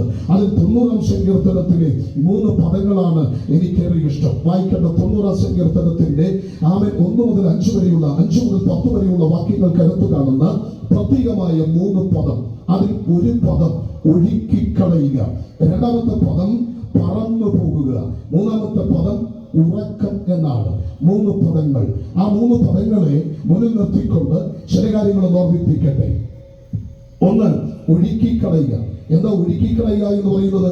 പ്രിയരെ, ഒഴുക്കിക്കളയുക എന്ന് പറയുന്നത് ഒരു വസ്തു ഒരു തോട്ടിലേക്ക് വീണാൽ തോട് ആ വസ്തുവിനെ പുഴയ്ക്കും, പുഴ ആ വസ്തുവിനെ നദിക്കും കൈമാറുകയും നദി ആ വസ്തുവിനെ സമുദ്രത്തിന് കൈമാറി അതോടുകൂടി ഒഴുക്കവിടെ അവസാനിക്കുകയാണ്. അപ്പോൾ ഒരു വസ്തു ഒരു തോട്ടിലേക്ക് വീണാൽ അത് ഒഴുകി ഒഴുകി സമുദ്രത്തിൽ ചെന്ന് അവസാനിക്കുന്നത് പോലെ ചരിത്രത്തിലേക്ക് വന്ന മനുഷ്യൻ ചരിത്രത്തിലൂടെ ഒഴുകി ഒഴുകി കാലം മറ്റൊന്നിന് കൈമാറുന്ന മഹത്വപൂർണമായ അനുഭവമാണ് മരണമെന്ന് പറയുന്നത്. അപ്പോൾ ചരിത്രത്തിലൂടെയുള്ള പ്രയാണം അതവന്റെ ജീവിതമാണ്. ആ ജീവിതം കൊണ്ടാണ് അവർ തീരുമാനിക്കേണ്ടത് മരണാനന്തരമുള്ള നിത്യത എവിടെ ചെലവഴിക്കണമെന്ന്. ഇനി ഒരിക്കൽ കൂടെ ഇവിടെ ജനിച്ച് ജീവിച്ച് നിത്യത കരസ്ഥമാക്കാമെന്ന് പ്രിയ സ്നേഹിത ആരും ധരിക്കരുത്. അത് മൗഢ്യമാണ്. ജീവിതം ഒന്നേയുള്ളൂ, അതൊരിക്കൽ മാത്രമാണ്. നമ്മുടെ സോളമൻ അവസരം കൊടുത്ത സോളമൻ പാടും, ജീവിതം ഒന്നേയുള്ളൂ. അതെ, ജീവിതം ഒന്നേയുള്ളൂ, അതൊരിക്കൽ മാത്രം. അതുകൊണ്ട് ആരോളം ആസ്വദിക്കണം, അടിച്ചു പൊളിച്ചും മതിച്ച് രമിച്ച് സുഖിച്ച് ജീവിക്കണമെന്ന് തീരുമാനിച്ച സ്നേഹിത ഇന്ന് രാത്രി തിരിച്ചറിഞ്ഞ് ഈ ശരീരത്തെ സന്തോഷിപ്പിക്കുമ്പോൾ 85 കിലോ വെയിറ്റ് വരുന്ന ഈ ശരീരത്തിന് മാർക്കറ്റിൽ കിട്ടുന്ന വില 42 രൂപ 50 പൈസ. Praise the Lord. ഈ ശരീരത്തിൽ അടങ്ങിയിരിക്കുന്ന ജൈവരാസപിണ്ഡം വേർതിരിച്ചാൽ ഇതിന് മാർക്കറ്റിൽ കിട്ടുന്ന വില 42 രൂപ 50 പൈസ വിലയാണ്. കേവലം 42 രൂപ 50 പൈസ വില വരുന്ന ഈ ശരീരത്തെ സന്തോഷിപ്പിക്കാൻ, ആനന്ദിപ്പിക്കാൻ, സുഖിപ്പിക്കാൻ ഒരായുസ് മുഴുവൻ ചെലവഴിക്കുമ്പോൾ ഈ രാത്രി സ്നേഹിത സർവലോകത്തെക്കാൾ വിലയേറിയ ഒരാത്മാവനത്തിരിപ്പുണ്ട്. ഈ ആത്മാവിന്റെ നിത്യതയ്ക്ക് വേണ്ടി താങ്കൾക്ക് എന്ത് ചെയ്യാൻ കഴിഞ്ഞു? ശരീരത്തെ ഒരാഴ്ച മുഴുവൻ സന്തോഷിപ്പിച്ചു. 42 രൂപ 50 പൈസ വരെയുള്ള ശരീരം. എന്തെല്ലാം പരിപാടി നമ്മൾ ചെയ്യുന്നത്? സ്വതം എന്തെല്ലാം പരിപാടി, ഏതെല്ലാം തരത്തിലുള്ള വസ്ത്രങ്ങൾ. സ്വതം ഈ കഴിഞ്ഞിടയ്ക്ക് കണ്ടൊരു വാർത്ത, വിവാഹം കഴിഞ്ഞ ആദ്യ രാത്രിയിൽ വിവാഹം കഴിഞ്ഞെത്തി ആദ്യ രാത്രി പെൺകൊച്ചിനെ കണ്ട് അവൻ ഞെട്ടിപ്പോയി. അവൻ പറഞ്ഞു, ഞാൻ കെട്ടിയ കൊച്ചി തന്നെന്ന്. അവൾ മേക്കപ്പ് കഴുകി കളഞ്ഞപ്പോഴത്തേക്ക് ആളിനെ മനസ്സിലായില്ല. പെട്ടെന്ന് അവനെ കേസ് ഫയൽ ചെയ്തു. 10 ലക്ഷം രൂപ അവന് കോടതി വിധി പറഞ്ഞു. മേക്കപ്പിന് മഞ്ഞില്ല, ആകെ അങ്ങ് മാറുകയാണ്. അല്ലെ, നിങ്ങളൊന്നും മിണ്ടാതെ. ശരീരത്തെ സന്തോഷിപ്പിക്കുന്നു, ശരീരത്തിന് ആനന്ദം കണ്ടെത്തുന്നു. 42 രൂപ 50 പൈസ വില വരുന്ന ശരീരം. ഇത് മണ്ണിൽ വീണാൽ അപ്പോഴേ ദ്രവിക്കുന്ന സാധനം. പക്ഷെ മരണമില്ലാത്തൊരാത്മാവിന്റെ അകത്തുണ്ട്. ആത്മാവിന്റെ വില സർവ്വലോകത്തേക്കാൾ വിലയാണ്. ആത്മാവിന് മരണമില്ല എന്നുള്ളത് പ്രസംഗിക്കുന്ന എന്റെ മാത്രം അഭിപ്രായമല്ല. ഇവിടുത്തെ എല്ലാ മതങ്ങളും പറയുന്നു മനുഷ്യന്റെ ആത്മാവിന് മരണമില്ല. സ്തോത്രം. മനുഷ്യന്റെ ആത്മാവിന് മരണമില്ല എന്ന് പുരാണത്തിൽ പറയുന്നത് ഇങ്ങനെ: നൈനം ചുന്തതി ശസ്ത്രാണി നൈനം ദഹതി പാവക നാ ചൈന ക്ലേദയാദിയോ ഭൂ നാ ശോഷയാദി മാരുത. എന്താ അതിന്റെ അർത്ഥം? അമ്പുകൾക്ക് മുറിപ്പെടുത്താൻ കഴിയാത്ത, വായുവിനെ ശോഷിപ്പിക്കാൻ കഴിയാത്ത, അഗ്നിക്ക് ദഹിപ്പിക്കാൻ കഴിയാത്ത അമൂർത്തമായ ഒരു സത്തയാണ് ആത്മാവ് എന്ന് പറയുന്നത്. ഈസാൻ എന്ന് പറയുന്നത് അർത്ഥം ഗ്രഹേ നിവർത്തന്റെ ശ്മശാനെ പുത്രബാന്ധവ ജൈവ മനുഗജന്തി. അവൻ പുത്രബന്ധുമിത്രാദി സർവസമ്പത്തും കുഴിക്കരുവരെയുള്ളൂ. അതിനപ്പുറത്ത് നിങ്ങളെ പിന്തുടരുന്നത് സുഗത ദുഷ്കൃതങ്ങളാണ്. വിശുദ്ധ ബൈബിൾ എന്ന് പറയുന്നു, അവൻ ശരീരത്തിൽ ഇരിക്കുമ്പോൾ ചെയ്തത് നല്ലതാകിലും തീയതാകിലും തക്കവണ്ണം പ്രാപിക്കേണ്ടതിന് ഒരിക്കൽ ന്യായാസനത്തിന്റെ മുൻപാകെ നിൽക്കണം. ചാന്ദ്യോഗ്യത്തിൽ പറയുന്നു ആത്മാവിന് മരണമില്ല. ബൃഹദാരണ്യത്തിൽ പറയുന്നു ആത്മാവിന് മരണമില്ല. പ്രിയപ്പെട്ടവരെ, ഗ്രീക്കുകാർ പറയുന്നത് ആത്മാവുണ്ടെന്നും അവ ഒരു നാളും നശിക്കത്തില്ല. ശരീരത്തിന് മരണം സംഭവിക്കും, പക്ഷേ ആത്മാവിന് മരണമില്ല. കടോപനിഷത്ത് പറയുന്നത് ആത്മാവ് നിത്യനും ശാശ്വതനുമാണ്. ഖുർആൻ പറയുന്നു മനുഷ്യന് മരണാനന്തരം ഒരു ജീവിതമുണ്ട്. പ്രിയപ്പെട്ടവരെ, ഇവിടെ എല്ലാ മതഗ്രന്ഥങ്ങളും പറയുന്നു മനുഷ്യന്റെ ആത്മാവിനും മരണമില്ല. ഇനി ഇവിടുത്തെ മഹാരഥന്മാർ എന്ന് പറയുന്നു, സോക്രട്ടീസ് പറയുന്നത് ആത്മാവ് അമർത്യമാണ്, എന്നാൽ നീതിമാന്റെ ആത്മാവ് ദൈവികമാണ്. സ്വതം ദൈവികമാണ് എന്ന് അദ്ദേഹം പറയുന്നു. പ്ലേറ്റോ പറയുന്നു ആത്മാവ് ശരീരത്തിൽ നിന്ന് വിഭിന്നവും അതീതവുമായ ഒരു ശക്തിയാണ്. തോമസ് അക്വിനാസ് അദ്ദേഹം മനുഷ്യന്റെ ആത്മാവിനെ കുറിച്ച് എഴുതാൻ തുടങ്ങിയപ്പോൾ, എന്റെ പ്രിയപ്പെട്ടവരെ, ആകാശത്തിലേക്ക് നോക്കി, നക്ഷത്രങ്ങളെ നോക്കി, സൂര്യനെ നോക്കി, കത്തിച്ചൊരിക്കുന്ന സൂര്യനെ നോക്കിയിട്ട് തന്റെ തൂലിക ആ പേപ്പറുകളിൽ ഇങ്ങനെ ചലിച്ചു: അല്ലയോ സൂര്യ, ഒരിക്കൽ നീ എരിഞ്ഞവസാനിക്കും, സകലതുമേ നിങ്ങളൊക്കെ ഒരിക്കൽ പട്ടു വീഴും, പക്ഷെ എന്റെ ആത്മാവിനോ അതിനൊരു നാളും നാശം സംഭവിക്കുന്നില്ല. തോമസ് അക്വിനാസ് പറയപ്പെടുന്ന പ്രസിദ്ധനായ തത്വചിന്തകൻ പറഞ്ഞു മനുഷ്യന്റെ ആത്മാവിന് മരണമില്ല. ഇനി ഇവിടുത്തെ അവൻ പുരാതന വിശ്വാസ പ്രമാണങ്ങൾ എന്ന് പറയുന്നു. പുരാതന കാലത്തെ വിശ്വാസ പ്രമാണങ്ങൾ, ഗ്രീക്കുകാർ അവന് മരിക്കുമ്പോൾ അവൻ ആ മരണത്തില് ഡെഡ് ബോഡി കൊണ്ടുവെക്കും. സ്വന്തം നമ്മുടെ വീട്ടിൽ പാട്ടുകാരെയൊക്കെ വിളിച്ച് 4 പാട്ടും പാടി, പിന്നെ 1001 പാസ്റ്റർമാരെ കൊണ്ട് അവിടെ അനുശോചനമൊന്നും പറഞ്ഞ് ആകപ്പാടെ കുഴപ്പിക്കത്തില്ല. ഹല്ലേലൂയ, ഒരു സ്വപ്നം പറഞ്ഞാട്ടെ. അപ്പൊ നമ്മുടെ ഈ അനുശോചനം കാരണം ഈ മരിച്ചു കിടക്കുന്ന അച്ഛന് പോലും വെറുപ്പായി മാറിക്കൊണ്ടിരിക്കുക. ഗ്രീക്കുകാർ ചെയ്യുന്നത് ഒരു കൂലിപ്പണം ഈ ഡെഡ് ബോഡിയുടെ വായിലോ കയ്യിലോ കൊടുക്കും. അങ്ങനെ വെക്കുന്നതിൽ അവർ വിശ്വാസം ഈ മനുഷ്യൻ മരിച്ച നേരെ സെലൂറിയസ് എന്ന് പറയപ്പെടുന്ന ഒരു സ്ഥലത്തെത്തുകയും അവിടെ സ്റ്റിക്ക് എന്നൊരു നദി കടക്കണമെങ്കിൽ കടത്തുകാരന് കൂലിപ്പണം കൊടുക്കണം. അതിനായി പണം കൊടുക്കുന്നത്. എന്താ അവരുടെ വിശ്വാസം? ആത്മാവ് അങ്ങോട്ട് പോകും, ആത്മാവിന് മരണമില്ലെന്നാണ്.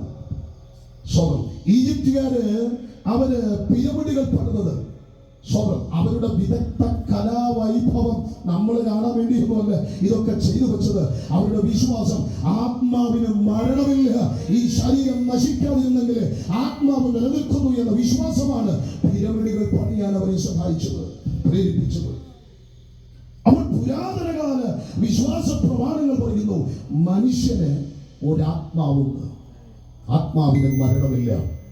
വർത്തമാനകാല വിശ്വാസ പ്രമാണങ്ങളോ ആത്മാവിനോട് പ്രാർത്ഥിക്കുന്നതും പരേതന്റെ ആത്മാവിന്റെ മോശപ്രാപ്തിക്ക് വേണ്ടി കർമ്മങ്ങളും ക്രിയകളും ചെയ്യുന്നത് ആത്മാവിന്റെ അമർത്യതയിലുള്ള വിശ്വാസമല്ലേ? ഇനി ഇവിടുത്തെ ആധുനിക ശാസ്ത്രം എന്ന് പറയുന്നു, നമ്മൾ പറയും ശാസ്ത്രം എന്ന് പറയുന്നത് അതാണ് ഞങ്ങൾ വിശ്വസിക്കുന്നത്.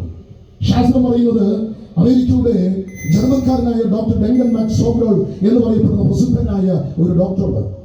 അദ്ദേഹം കണ്ടുപിടിച്ചത് മനുഷ്യൻ മരിക്കുമ്പോൾ ഒരു ഭാരനഷ്ടം പ്രകാരം വന്ന ക്യാരക്ടർ എന്ന് പറയുന്ന ശാസ്ത്രജ്ഞൻ അത് വിളിച്ചു പറഞ്ഞ് 21 ഗ്രാം വിദഗ്ധമായ ചെക്കപ്പുകളിലൂടെയാണ് അവർക്ക് മനസ്സിലായത്.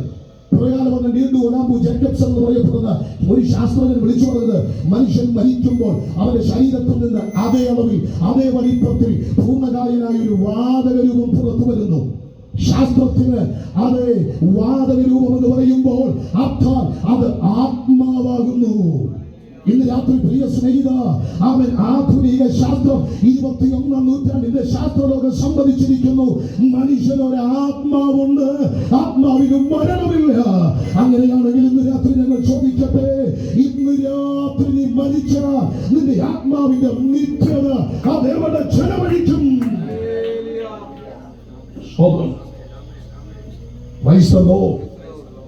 ഈ ചോദ്യത്തിന്റെ ഉത്തരം തേടിയിട്ട് വേണം ഇന്ന് രാത്രി ഉറങ്ങാൻ. ഇന്നല്ലെങ്കിൽ നാളെ മരണം സംഭവിക്കും. ആത്മാവിന്റെ നിത്യത എവിടെ ചെലവഴിക്കും? സംഗീതക്കാരൻ പറയുന്നു പറന്നു പോകുന്നു. ആത്മാവുള്ളിൽ നിന്ന് പറന്നു പോകുന്നു. എങ്ങോട്ട് പോകുന്നത്? ഒരിക്കലും ഒരു ഉപദേശിയുടെ ഒരു ബിസിനസ്സുകാരൻ്റെ അടുത്ത് ഒരു ഉപദേശം അങ്ങോട്ട് പറഞ്ഞു, താങ്കൾ ഈ ലഘുലേഖ വായിക്കണം, താങ്കളുടെ ആത്മാവിന്റെ നിത്യതയെ കുറിച്ചുള്ളതാണ്. അദ്ദേഹം പറഞ്ഞു, എനിക്കിപ്പോൾ അതൊന്നും വായിക്കാനുള്ള സമയമില്ല, ഞാൻ നല്ല തിടുക്കമാണ്, നല്ല തിരക്കാണ്, എനിക്ക് കമ്മിറ്റിയുണ്ട്, സമ്മേളനമുണ്ട്, ഞാൻ നല്ല തിരക്കാണ്, ഉപദേശിപ്പോ പിന്നെ വരാം, പിന്നെ വാ. ഉപദേശിയെ പറഞ്ഞു വിട്ടു. സ്വതം പഴയ ഒരു അപ്പച്ചൻ എഴുതിയ കഥയാണ്. പിന്നീട് വരുന്നത് കാലം കയറുമായിട്ട് വരികയാണ്. വന്നിട്ട് പുള്ളിയുടെ കൈക്ക് പിടിച്ചിട്ട് പറഞ്ഞു, വാ പോകാം. പുള്ളി പറഞ്ഞു, എങ്ങോട്ടാ? കാലം പറഞ്ഞ് യമുരിക്ക. പുള്ളി പറഞ്ഞു, എനിക്ക് ഇന്ന് കമ്മിറ്റി ഉണ്ട്, ഇന്ന് കുറെ ചെക്ക് പാസ്സാക്കണം, ഇന്ന് വരാൻ പറ്റത്തില്ല, പൊക്കോളാൻ പറഞ്ഞു. കാലം പറഞ്ഞു, നിന്നേക്കാൾ തിടുക്കാണ് എനിക്ക്, നിന്നേക്കാൾ തിടുക്കമാണ് എനിക്ക്, നിന്നെ അവിടെ എത്തിച്ചിട്ട് വേണം എനിക്ക് അടുത്ത പുള്ളിയെ കൊണ്ടുപോകാൻ. സമയം ആർക്കും വേണ്ടി വെയിറ്റ് ചെയ്യത്തില്ല, കാത്തു നിൽക്കത്തില്ല. മുന്നോട്ട് പോയാൽ പുറകോട്ട് വരാത്ത ഒറ്റ പുള്ളി സമയമാണ്. അതുകൊണ്ടാണ് ഞങ്ങൾ വിളിച്ചു പറയുന്നത്, സമയം തക്കത്തിൽ ഉപയോഗിക്കണം. ഇന്ന് രാത്രി നീ മരിച്ചാൽ ആത്മാവിന്റെ നിത്യത എവിടെ ചെലവഴിക്കും? ആത്മാവ് എങ്ങോട്ടാ പോകുന്നത്? ഒരാളോട് പറഞ്ഞു, അച്ഛാ മരിച്ചാൽ ആത്മാവ് എങ്ങോട്ട് പോകും? പുള്ളി പറഞ്ഞു, എങ്ങോട്ടെങ്കിലും പോകട്ടെ, അതിന് ഇപ്പോഴും എന്തിനാ വെപ്രാളം അടിക്കുന്നത്? ഇതൊക്കെ മണ്ടത്തരമാണ്. ഞാൻ വാക്യങ്ങളെല്ലാം കൂടെ എടുത്ത് വായിക്കണമെന്നായിരുന്നു, സമയത്തിന് പരിമിതി എടുക്കുന്നില്ല. ഒരു മനുഷ്യൻ മരിച്ചുകൊണ്ട് ആത്മാവ് പോയി നമ്മുടെ കർത്താവായ യേശുക്രിസ്തു പറഞ്ഞു. അതൊരു ഒരു ഒരു ഉപമയാണെന്ന് ഞാൻ വിശ്വസിക്കുന്നത്. അതൊരു സംഭവ കഥയായിരിക്കും. കാരണം ഉപമയിൽ അങ്ങനെ പേരുകളൊന്നും പറഞ്ഞിട്ടില്ല. സംഭവ കഥയായതുകൊണ്ട് ആ മോശയും അതുപോലെ തന്നെ അബ്രഹാമും ഒക്കെ അവിടെ പരാമർശിക്കപ്പെടുന്നുണ്ട്. ധനവാനായ ഒരു മനുഷ്യൻ, ആ മനുഷ്യന്റെ പടിപ്പുര വാതിൽക്കൽ അവൻ ശരീരം മുഴുവനും വ്രണം ബാധിച്ചിട്ട് മനുഷ്യനിരിക്കുന്നു. ആ മനുഷ്യന്റെ പേരറിയാവും? നമ്മൾ അവരൊന്ന് പറയട്ടെ, ലാസം. ആ പുള്ളികളൊന്നും പരിചയപ്പെടണ്ടേ? ശരീരം മുഴുവനും വ്രണം ബാധിച്ചിരിക്കുന്ന ലാസം. എനിക്ക് ഈ ധനവാനായ മനുഷ്യനെ ഇഷ്ടപ്പെട്ടു. ആ പടിപ്പുരവാതിൽക്കൽ ഇരിക്കാൻ ഒരു അവസരം കൊടുത്തല്ലോ. ഹലോ, സ്വതന്ത്രം. നമ്മളാക്കി പഞ്ചായത്തിൽ അപേക്ഷ കൊടുത്തിട്ട് ആ പുള്ളി അപ്പഴേ അവിടെ കുടിക്കും. സ്വതന്ത്രം പറയുന്നില്ല നിങ്ങൾ. പക്ഷെ അവരവിടെ ഇരിക്കാൻ അവസരം കൊടുത്തു. അവന്റെ മേശയിൽ വീഴുന്ന അപ്പമുറുക്കുകൾ തിന്ന് ജീവിച്ച മനുഷ്യൻ, ശരീരം മുഴുവനും പൊട്ടി ഒടിക്കുമ്പോൾ ദുർഗന്ധം വഹിക്കുന്ന ശരീരം, പുഴുവരിക്കുന്ന ശരീരം, ഇടയ്ക്കിടയ്ക്ക് വന്ന് നായ്ക്കൾ വന്നൊന്നും നക്കും. അതാ പുള്ളിക്ക് ആശ്വാസം. ഓ, എത്ര കഷ്ടമനുഭവിച്ച് കിടക്കുന്ന മനുഷ്യൻ. ഇങ്ങനെ ഇരിക്കുമ്പോൾ അവൻ ധനവാൻ മരിച്ചു, ലാസർ മരിച്ചു. ലാസർ മരിച്ചപ്പോൾ നേരെ ദൂതന്മാർ വന്ന് കൊണ്ടുപോയി. എവിടേക്കാ? അബ്രഹാമിന്റെ മടിയിലേക്ക്. അതിനെ പാതാള പർദീസ എന്നൊക്കെ പറയപ്പെടുന്നുണ്ട്. ആ പർദീസയിലേക്ക് അവൻ കൊണ്ടുപോയി. അത് അബ്രഹാമിന്റെ മടി എന്നുള്ളത് ഒരു ആലങ്കാരികമായ പദപ്രയോഗമാണ്. അവൻ പർദീസയിലേക്ക് ലാസറിനെ കൊണ്ടുപോയി. അവിടെ ലാസർ വിശ്രമിക്കും. അപ്പോൾ ധനവാനായ മനുഷ്യൻ മരിച്ചു. പുള്ളി പോയത് നേരെ യാതനാ സ്ഥലത്തേക്ക്. അപ്പൊ ചോദിക്കും, ബൈബിൾ ധനതത്വശാസ്ത്രത്തിനെതിരാണോ? ഒരിക്കലുമല്ല. ധനവാനായതുകൊണ്ടല്ല ആ പുള്ളി യാതനാ സ്ഥലത്തേക്ക് പോയത്. എന്തുകൊണ്ടാണ് അദ്ദേഹം യാതനാ സ്ഥലത്തേക്ക് പോയത്? അവിടെ വ്യക്തമായി വായിച്ചാൽ മനസ്സിലാക്കും.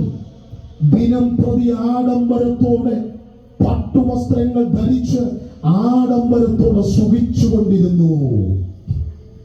സുഖിച്ചു ജീവിച്ച മനുഷ്യൻ പാപത്തെ പച്ചവെള്ളം പോലെ വലിച്ചു കുടിച്ചുകൊണ്ട് ലോകത്തിന്റെ ഇഷ്ടങ്ങളിൽ ഒഴുകിയടിയുന്ന മ്ലേച്ഛതയുടെ അടിമട്ട് അവൻ ഊറിക്കുടിച്ചുകൊണ്ട് അതിൽ ഉല്ലസിച്ചു ജീവിച്ച ഒരു മനുഷ്യൻ മരിച്ചപ്പോൾ നേരെ പോയത് അവൻ യാതനാസ്ഥലം.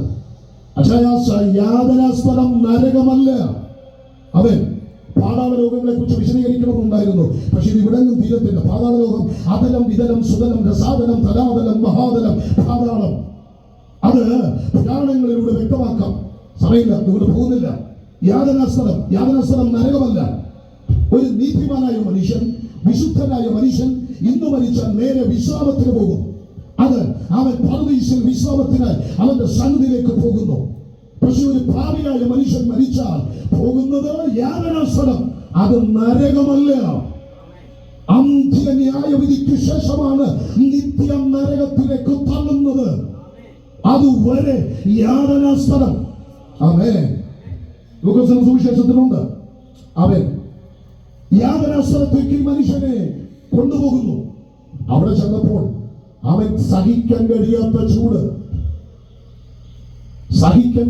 ചൂട്, ജ്വാല.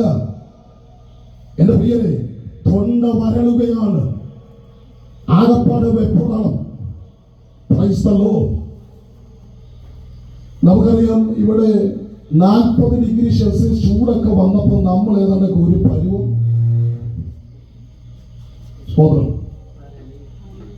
Price the Lord. 40 ഡിഗ്രി ചൂടിൽ നമുക്ക് ജീവിക്കാൻ പറ്റത്തില്ലെങ്കിൽ യാതനാ സ്ഥലത്ത് ഇങ്ങനെയാണെങ്കിൽ നരകം എന്നാച്ച? നിങ്ങൾ ആരും ഒരു സ്വപ്നം പറഞ്ഞു? അമ്മേ,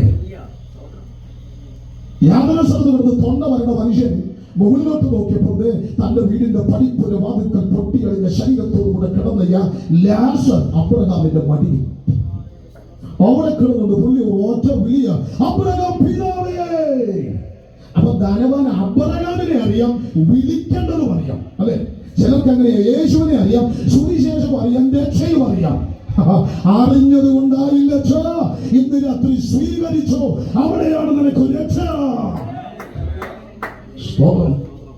ഒറ്റ വിളി, അബ്രഹാം പിതാവേ. അബ്രഹാം ചോദിച്ചാ ലാസറിന്റെ വിരൽത്തുമ്പ് വെള്ളത്തിനൊന്ന് മുക്കി എന്റെ ചുണ്ടൊന്ന് നനയ്ക്കണം. എന്ന ഗതികെട്ട യാതന നിരവധി പുസ്തകങ്ങൾ ഞാൻ വായിച്ചു കൂട്ടിയിട്ടുണ്ട്. പക്ഷേ ഇങ്ങനെ ഒരു നിലവിളി ഇന്ന് വരെ ഞാൻ കേട്ടിട്ടില്ല, വായിച്ചിട്ടില്ല. യാതനാ സ്ഥലത്ത് കിടന്ന് ചുണ്ടൊന്ന് നനയ്ക്കാൻ, ബൈബിളിലെ സംഭവം ഞാൻ പറയുന്നത്, ചുണ്ടൊന്ന് നനയ്ക്കാൻ കൊതിക്കുന്ന ഒരു മനുഷ്യൻ. സ്വതം പണ്ട് എങ്ങനായിരുന്നു? പണ്ട് കേസ് കണക്കിന് കൂട്ടുകാരോടൊപ്പം മേടിച്ചു കൊണ്ടുവന്നിരുന്ന് വട്ടമിരുന്ന് അവൻ പൊട്ടിച്ചടിച്ചു സുഖിച്ചവൻ. ഇഷ്ടം പോലെ കുടിച്ച് രമിച്ച് സുഖിച്ചവൻ. പക്ഷെ ഇന്ന് യാതനാ സ്ഥലത്ത് കിടന്ന് തൊണ്ട നനയ്ക്കാൻ കൊതിക്കുകയാ, ചുണ്ടൊന്ന് നനയ്ക്കാൻ കൊതിക്കുകയാ. ഈ രാത്രി സ്നേഹിത, ചങ്കുപൊട്ടി ഞങ്ങൾ ഇവിടെ വിളിച്ചു പറയുന്നത് എന്തിനെന്നറിയാമോ? ഇന്ന് രാത്രി ഈ സുവിശേഷത്തോട് പ്രതികരിക്കുക, ഹൃദയം തുറക്കാൻ മനസ്സുണ്ടെങ്കിൽ അധമമായ നരകത്തിന്റെ വായ്ക്കകത്തു നിന്ന് നിങ്ങളെ കൊള്ളയടിച്ച് പുറത്തു കൊണ്ടുവരാം. സുവിശേഷത്തിന്റെ ശക്തി ഈ ദേശത്ത് വ്യാപരിക്കുകയാണ്. അത് ആത്മാവിൽ അറിയുന്ന ദൈവമക്കൾ കരകളിലെത്തി ദൈവത്തെ സ്തുതിച്ചാട്ടെ. ഇഷ്ടംപോലെ കുടിച്ച് രമിച്ച് സുഖിച്ച് ജീവിച്ചവൻ തൊണ്ട നനയ്ക്കാൻ കൊതിക്കുന്ന ഗതികെട്ട സ്ഥലം യാതനാ സ്ഥലം. അവിടെ കിടന്നുകൊണ്ട് അവൻ നിലവിളിക്കുമ്പോൾ അബ്രഹാം പറഞ്ഞ പോലെ താഴ്ന്ന് മേപ്പോട്ട് മുകളിൽ നിന്ന് താഴോട്ട് വരാൻ പറഞ്ഞത്, നമുക്കിടയ്ക്ക് ഒരു പിളപ്പ്. പിളപ്പില്ലാത്തതാണ് നമ്മൾ അങ്ങോട്ടും ചാടുന്നത് ഇങ്ങോട്ടും ചാടുന്നത്. മനസ്സിലായവർക്കായി സ്വന്തം ക്രൈസ്തവോ ഇവർക്കിടയിൽ എന്തുകൊണ്ട് പറഞ്ഞേ പിളപ്പുണ്ട്, പോകാൻ പറ്റില്ല. അപ്പോഴാണ് ധനവാൻ പറഞ്ഞത്, അങ്ങനെയാണെങ്കിൽ അബ്രഹാം പിതാവേ, എനിക്ക് 5 സഹോദരങ്ങളുണ്ട്, ഇവന്മാർ എന്നെ പോലെ ജീവിക്കുന്ന പിള്ളേരാണ്, അതുകൊണ്ട് ലാസറെ അങ്ങോട്ട് വിടണം. ഇവിടെ ഇങ്ങനെയൊക്കെയുള്ള കാര്യങ്ങളുണ്ടെന്ന് പറഞ്ഞാൽ ലാസർ അവിടെ ചെന്ന് പറഞ്ഞാൽ അത് വിശ്വസിക്കും. അബ്രഹാം പറഞ്ഞത് ലാസർ എങ്ങും പോകത്തില്ല, അതിനവിടെ മോശയും പ്രവാചകന്മാരും ഉണ്ട്. മരിച്ചാൽ ഒരു മനുഷ്യന്റെ ആത്മാവ് വിശ്രാമ സ്ഥലത്തോ യാതനാ സ്ഥലത്തോ പോയാൽ പിന്നെ ആ പുള്ളിക്ക് ഇവിടെ കറങ്ങി നടക്കാൻ വചനം അവനെ അനുവദിക്കുന്നില്ല. അങ്ങനെ ഒരു സാഹചര്യമില്ല. അതുകൊണ്ട് മരണം നടന്ന വീട്ടിലൊക്കെ പോയി അവരെ ആശ്വസിപ്പിക്കണം. ഹലോ, എനിക്കറിയാവുന്ന ഒരു വീടുണ്ട്, അടുത്തൊരു വീട്ടിൽ മരണം നടന്നപ്പോൾ ഒരാഴ്ചത്തേക്ക് അവർ ആ നാട് വിട്ടുപോയി. നിങ്ങൾ സ്വതന്ത്രം പറയാതിരിക്കുമ്പോൾ എനിക്കങ്ങ് ആശങ്കയാണ്. ഒരു സ്വതന്ത്രം പറയാട്ടെ. Hallelujah, hallelujah. എന്റെ പ്രിയപ്പെട്ടവരെ ശ്രദ്ധിച്ചേ, ആമേൻ. അവിടെ മോശയും പ്രവാചകന്മാരും ഉണ്ട്. മോശ കർത്തൃസന്നിധിയിൽ ചേർക്കപ്പെട്ടു. കാലകാലങ്ങളിലായി പ്രവാചകന്മാർ അരുളപ്പാട് പറഞ്ഞു, ഈ കാലഘട്ടത്തിൽ ഞങ്ങളെയും ഈ ദൗത്യം ഏൽപ്പിച്ചിരിക്കുന്നു. അതുകൊണ്ടാണ് സഭയും ബന്ധപ്പെട്ട് ഈ മുറ്റത്തിൽ ഒരു യോഗമൊരുക്കി ഞങ്ങൾ ഈ സുവിശേഷം വിളിച്ചു പറയുന്നത്. ഇത് ഞങ്ങളുടെ മേലുള്ള നിയോഗമാണ്.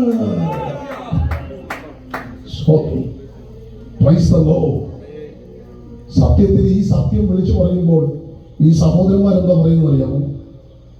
സഹോദരന്മാർ പറയുന്നത്, ഞങ്ങളുടെ അച്ചാച്ചൻ എവിടെ നിന്നോ ഞങ്ങൾ അവിടെ നിൽക്കും. ഞങ്ങളുടെ അച്ചാച്ചൻ എവിടെ മരിച്ചോ അവിടെ ഞങ്ങൾ മരിക്കും. ഞങ്ങളുടെ അച്ചാച്ചനെ എവിടെ അടക്കിയോ ഞങ്ങൾ അവിടെ അടക്കപ്പെടും. ഞങ്ങളുടെ അച്ചാച്ചൻ എങ്ങോട്ട് പോയോ ഞങ്ങൾ അങ്ങോട്ടേ പോകും. ആമൻ. അപ്പൊ അച്ചാച്ചൻ അവിടെ കിടന്ന് പറയാം, മക്കളെ ഇങ്ങോട്ട് വരല്ലേടാ.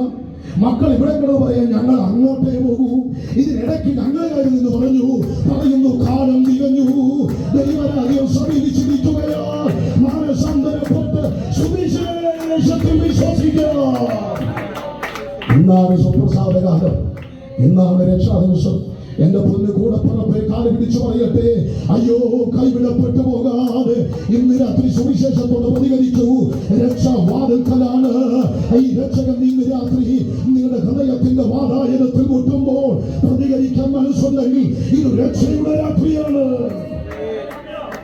അതെ, മനുഷ്യൻ മരിച്ചാൽ എങ്ങോട്ട് പോകും? ആ കാര്യങ്ങൾ ഞാൻ വ്യക്തമാക്കി കഴിഞ്ഞു. അതെ, ഇനി അടുത്തത് പറന്നു പോകുക യാതനാ സ്ഥലത്തേക്ക്. ആമേൻ. വീണ്ടും പറയുന്നു, ആമേൻ, പരദീസയിലേക്ക്. മൂന്നാമത്തെ പദം ഉറക്കമെന്ന. ഉറക്കം സങ്കീർത്തനത്തിൽ കാണുന്ന ഉറക്കം. ആമേൻ. ഉറങ്ങുന്നവരെ എന്ത് ചെയ്യാം? ഉറക്കാം. ഉറക്കം നടിക്കുന്നവരെ ഞങ്ങളുടെ അടുത്ത് വെച്ചാലുണ്ട്. ഏത് മീറ്റിങ്ങിന് വന്നു കഴിഞ്ഞാലും പുള്ളി അന്നേരെ തലയിങ്ങനെ താഴോട്ട് പോകും.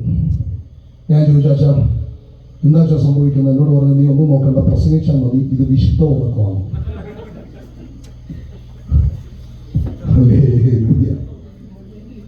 സ്വന്തം പറയുന്നില്ലല്ലോ. അങ്ങനെ കുറെ സാധനം നമ്മുടെ ഇടയ്ക്ക് കയറിയിട്ടുമുണ്ട്. പോട്ടെ, അതൊന്ന് പറയാനുള്ള വേദിയാണ് ഇത്. ഞാൻ ആ ഭാഗം വിടുക. അപ്പോൾ ഉറങ്ങുന്നവൻ എന്ത് ചെയ്യാം? യേശു പറഞ്ഞ ലാസർ ഉറങ്ങുകയില്ല, ബാലിക ഉറങ്ങുകയാണ്, ഞാൻ ഉണർത്താൻ പോവുകയാണ്. ക്രിസ്തുവിൽ മരിക്കുന്നവരെ കുറിച്ച് ബൈബിൾ പറയുന്നു, നിദ്ര ഉറക്കമെന്നാണ്. നാം ഉറക്കം വിട്ടുണരുന്ന ഒരു ദിവസമുണ്ട്. നമ്മുടെ പ്രിയപ്പെട്ടവർ കർത്തൃസന്നിധിയിൽ ചേർക്കപ്പെട്ടപ്പോൾ ചങ്കുപൊട്ടി വേദനയോടെ ആ ഡെഡോടിക്കക അരികെ ഇരുന്നപ്പോഴും നമ്മുടെ ഹൃദയത്തെ ധൈര്യപ്പെടുത്തിയത്, നമ്മെ ശക്തീകരിച്ച ഒറ്റ വാക്കാണ്, കാഹളം ധ്വനിക്കുമ്പോൾ അവൻ തേജസ്കരിക്കപ്പെട്ട ശരീരത്തോടെ ഇവർ എഴുന്നേറ്റ് വരും, അന്ന് നാം ഇവരെ കാണും. ഒരു കർത്തൃദാസൻ തന്റെ മാതാവിന്റെ മൃതശരീരത്തിന്റെ മുമ്പിൽ നിന്ന് പറഞ്ഞു, എന്റെ അമ്മയെ വിട്ടുപിരിഞ്ഞ് ഞാൻ ജീവിച്ചിട്ടില്ല. എന്നാൽ താൽക്കാലികമായി ഞാൻ വിട പറയുമ്പോൾ എനിക്കെന്നറിയാം, ഇതുവരെ ഞാൻ എൻ്റെ അമ്മയെ സ്നേഹിച്ചതും കണ്ടതും ഈ കഷ്ടമുള്ള ശരീരത്തിലാണ്. എന്നാൽ ഈ താൽക്കാലിക വിട പറച്ച നേരത്തെ എനിക്കൊരു സന്തോഷം. ഇനി ഞാൻ എൻ്റെ അമ്മയെ കാണുന്നത് ഈ കഷ്ടമുള്ള താഴ്ചയുള്ള ശരീരത്തിലല്ല, തേജസ്കരിക്കപ്പെട്ട ബലമുള്ള ഒരു ശരീരത്തിൽ. ഹല്ലേലൂയ, ഞാൻ എൻ്റെ അമ്മയെ കാണും. ഇന്ന് രാത്രി ആ പ്രത്യാശയകത്തുള്ള ദൈവജനം കരങ്ങളൊന്ന് അടിച്ചു വൈകുന്ന ശക്തിയോട്, ഒന്ന് രണ്ട് ഇരുത്തിയ ശക്തിയോട് ആത്മാവിനൊന്ന് ആരാധിക്കട്ടെ. പ്രത്യാശയകത്തുള്ള പ്രത്യാശയകത്ത് വർദ്ധിക്കുന്ന ദൈവജനം ഈ രാത്രി ശക്തിയോടെ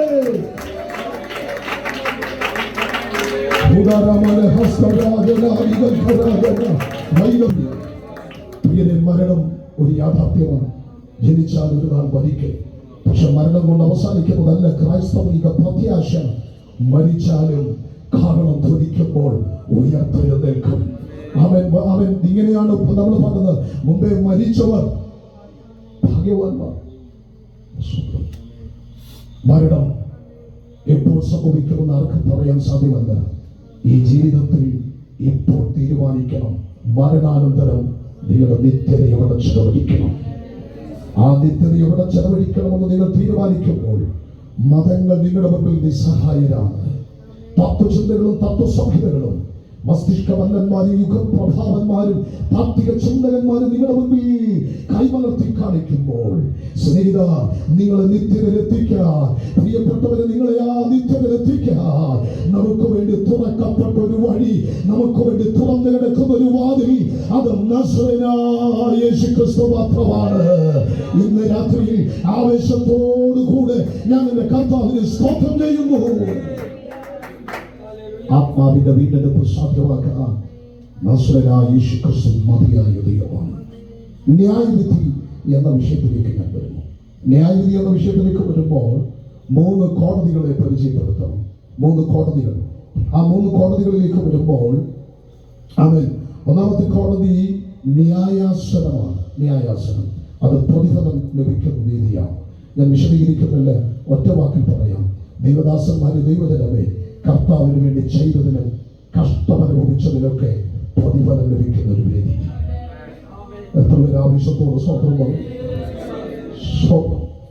എന്റെ പ്രിയരെ, മീശ ഒരുക്കാത്ത പിള്ളേര് പോലും മുഖത്ത് വന്ന് താനെ തെറി വിളിക്കുമ്പോൾ അടിക്കാൻ കൈയൊങ്ങുമ്പോൾ ഈ സുവിശേഷത്തിന് വേണ്ടി കേട്ട് സ്വത്രം പറഞ്ഞിട്ടുണ്ട്. ഒന്നറിയാം, പ്രതിഫലം ലഭിക്കുന്ന ഒരു വേദിയുണ്ട്. അടിയേറ്റുവാങ്ങിയ, നിന്ദകൾ ഏറ്റുവാങ്ങിയ, കഷ്ടം സഹിച്ച ഒത്തിരി അഭിഷക്തന്മാർ ഒരുപക്ഷെ ഈ വേദികളുണ്ട്. ജോൺ വൈദ്യൻ പാസ് ഈ പ്രായത്തിൽ ഓടി നടക്കുകയാ യേശുവിന് വേണ്ടി. ഏത് തെരുവിന്, കാറ്റത്തും മഴയത്തും എന്നൊരു വിഷയമല്ല. ഞാൻ ഈ സെന്ററിലെ ഏത് യോഗം പ്രസംഗിക്കാൻ പോയിട്ടുണ്ടോ അവിടെ എല്ലാം അച്ഛനുണ്ട്. പല ചെറുപ്പക്കാരെ ഞാൻ കണ്ടിട്ടില്ല. സ്വന്തം ഞാനിങ്ങനെ മനസ്സുകൊണ്ട് വിചാരിച്ചിട്ടുണ്ട്, ഇദ്ദേഹത്തെ ആദരിക്കണോ? വെറുതെ പറയാൻ ഏത് യോഗങ്ങൾ, സുവിശേഷ യോഗം, അവൻ തെരുവ് യോഗങ്ങൾ, കല്ലടയിലൂടെ പോകുമ്പോൾ പുള്ളി അവിടെ ഉണ്ട്. ഏനാത്ത് നോക്കുമ്പോൾ അവിടെ പ്രസംഗിക്കുമ്പോൾ കൂടെ ഉണ്ട്. നെല്ലുവളി നോക്കുമ്പോൾ അവിടെ ട്രാക്ട് കൊടുക്കുന്നു. കത്തനത്ത് നോക്കുമ്പോൾ അവിടെ ട്രാക്ട് കൊടുക്കുന്നു. സുവിശേഷ യോഗങ്ങളിൽ പ്രസംഗിക്കാനായി ഞങ്ങളിങ്ങനെ യാത്ര ചെയ്യുമ്പോൾ, ഡ്രൈവ് ചെയ്ത് പോകുമ്പോൾ അവൻ മിക്കവാറും ദിവസങ്ങളിൽ ഞാൻ പ്രിയ അച്ഛനെ കാണാറുണ്ട്. ഒന്നെനിക്കറിയ അച്ഛ, പ്രതിഫലം ലഭിക്കുന്ന ഒരു വേദിയുണ്ട്. ഇവിടെ ലഭിച്ചില്ലെങ്കിലും അനേകം കുഞ്ഞുങ്ങൾക്ക് വേണ്ടി കഷ്ടമനുഭവിക്കുന്ന ഒരു ദൈവദാസനെ ഇരിക്കുന്നത് റാണി ആ ചർച്ച മുതൽ ഞങ്ങൾ പരിചയമാണ്. കർത്താവിന് വേണ്ടി നിൽക്കുന്ന ഒരു കർത്തൃകൃത്യം ചെലവിടുകയാണ്. പ്രതിഫലം ഉണ്ടച്ച, പ്രതിഫലം ലഭിക്കുന്ന ഒരു വേദിയുണ്ട്. അവൻ ശാബാസെ ഇവിടെ ചെലവിടുന്നതിന്, പിന്നെ കുടുംബം ഇവിടെ ചെലവിടുന്നതിന്, സഭ അധ്വാനിക്കുന്നതിന്, ഇന്ന് രാത്രി അഭിഷക്തന്മാരെ ചെറുതോ വലുതോ എന്തുമാകട്ടെ അതിന് പ്രതിഫലം ലഭിക്കുന്ന ഒരു വേദിയുണ്ട്. അതാണ് ന്യായാസനം. കർത്താവായ യേശുക്രിസ്തുവിന്റെ മേഘപ്രത്യക്ഷതയിൽ സഭയിൽ തഞ്ചത്തുകൊണ്ട് സ്വർഗത്തിലേക്ക് കയറിപ്പോകും. അനന്തരം അവൻ ന്യായാസനം വിട്ട് പ്രതിഫലം നൽകുമ്പോൾ ഈ ലോകത്തിന്റെ സാരഥ്യം ഏറ്റെടുക്കാൻ ഒരു ലോക സാരഥി, ഒരു ലോക നേതാവ് ചരിത്രത്തിൽ കയറി വരും. അവനാണ് സാക്ഷാൽ എതിർ ക്രിസ്തു. എന്റെ പ്രിയപ്പെട്ടവരെ, എതിർ ക്രിസ്തുവിന് വേണ്ടി ലോകം ഒരുങ്ങിക്കഴിഞ്ഞിരിക്കുകയാണ്. ലോകം ഒന്നായിക്കൊണ്ടിരിക്കുകയാണ്. ഒരു ഏക ലോക ഗവൺമെന്റിന് വേണ്ടിയുള്ള ഒരുക്കങ്ങൾ പൂർത്തീകരിക്കപ്പെട്ടിരിക്കുകയാണ്. ഒരു ഏകലോക ഗവൺമെന്റിന്റെ ഒരുക്കങ്ങളിൽ ഒരു ഏകലോക നമ്പർ വ്യവസ്ഥിതി. നിങ്ങൾക്കറിയാമോ, ആധാറിൽ നിങ്ങൾക്കൊരു നമ്പറുണ്ട്.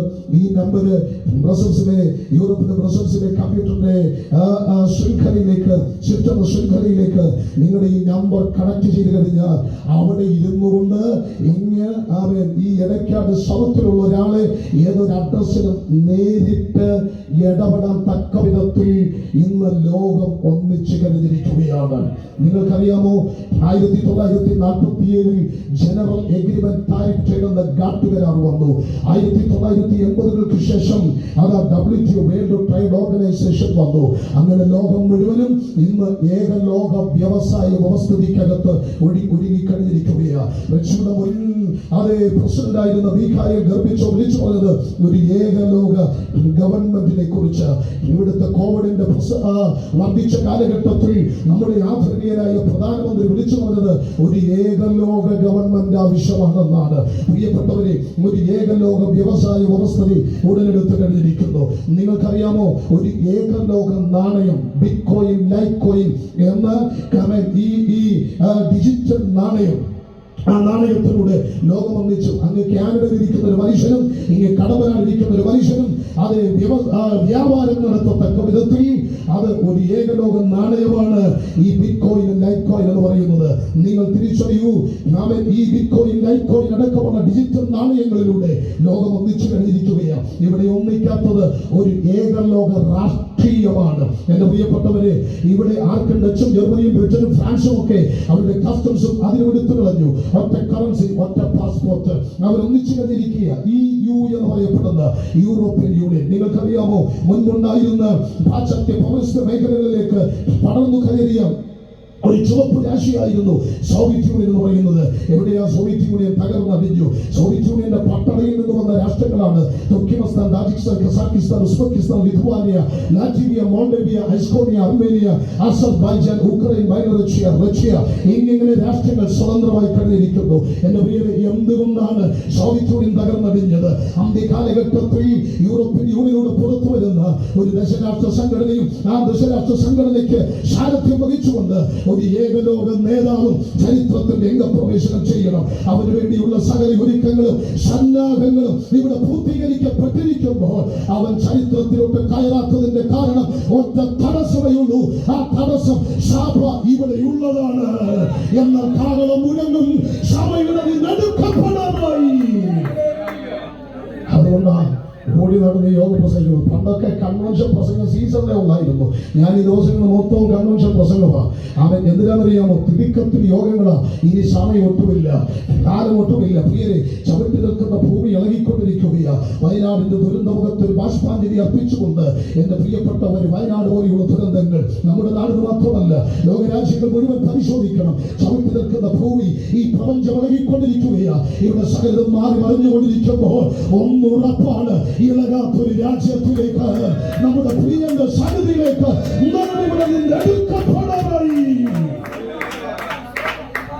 Oh Jesus. പ്രത്യാശയകത്തുള്ള ദൈവജനം കാര്യങ്ങൾ ഉയർത്തി ദൈവത്തെ സ്തുതിച്ചാട്ടെ. ന്യായാസനം ആ 7 വർഷത്തിൽ ഇവിടെ യാക്കോബ് ലോക നേതാവിന്റെ ഭരണം ഒടുവിൽ അവൻ അതിനുശേഷമാണ് കർത്താവ് തന്റെ വിശുദ്ധന്മാരുമായി മടങ്ങി വരുന്നു. തേജസ്സിന്റെ സിംഹാസനം തുടർന്ന് 1000 ആണ്ട് വാഴ്ച. 1000 ആണ്ട് വാഴ്ചയ്ക്ക് മുമ്പ് സാത്താന് പിശാചി വന്ന പഴയ പാമ്പായ മഹാസർപ്പത്തെ പിടിച്ച് 1000 ആണ്ടേക്ക് ചങ്ങലിട്ട ഗാതകൂപത്തിൽ അടച്ച് മീതെ മുദ്രവെക്കും. കർത്താവിന്റെ സഹസ്രാബ്ദ വാഴ്ച.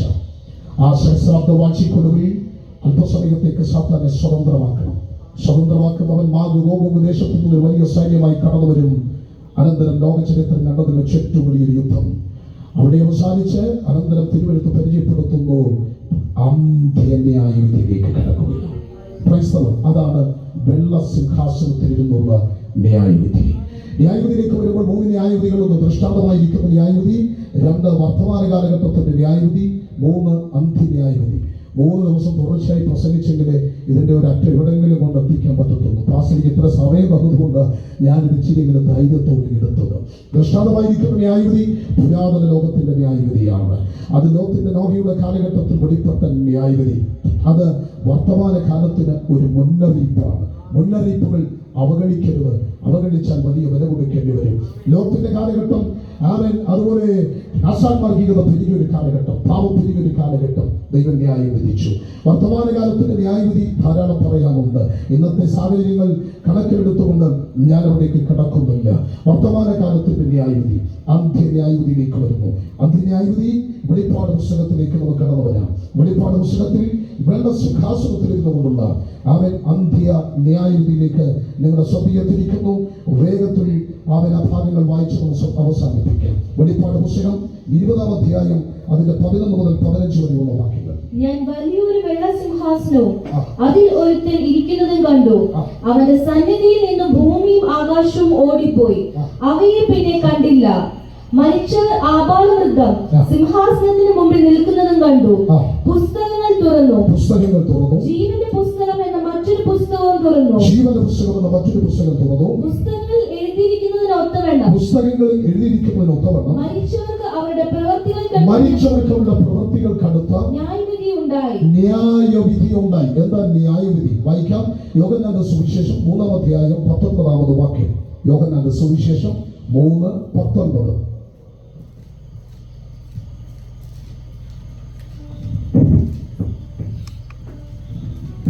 യോഹന്നാന്റെ സുവിശേഷം വെളിച്ചം വായിച്ചു 3:19 യോഹന്നാന്റെ സുവിശേഷം. എന്നാൽ ഇടയപ്രഭുവായ ഹേരോദാവ് യോഹന്നാന്റെ സുവിശേഷം 3:19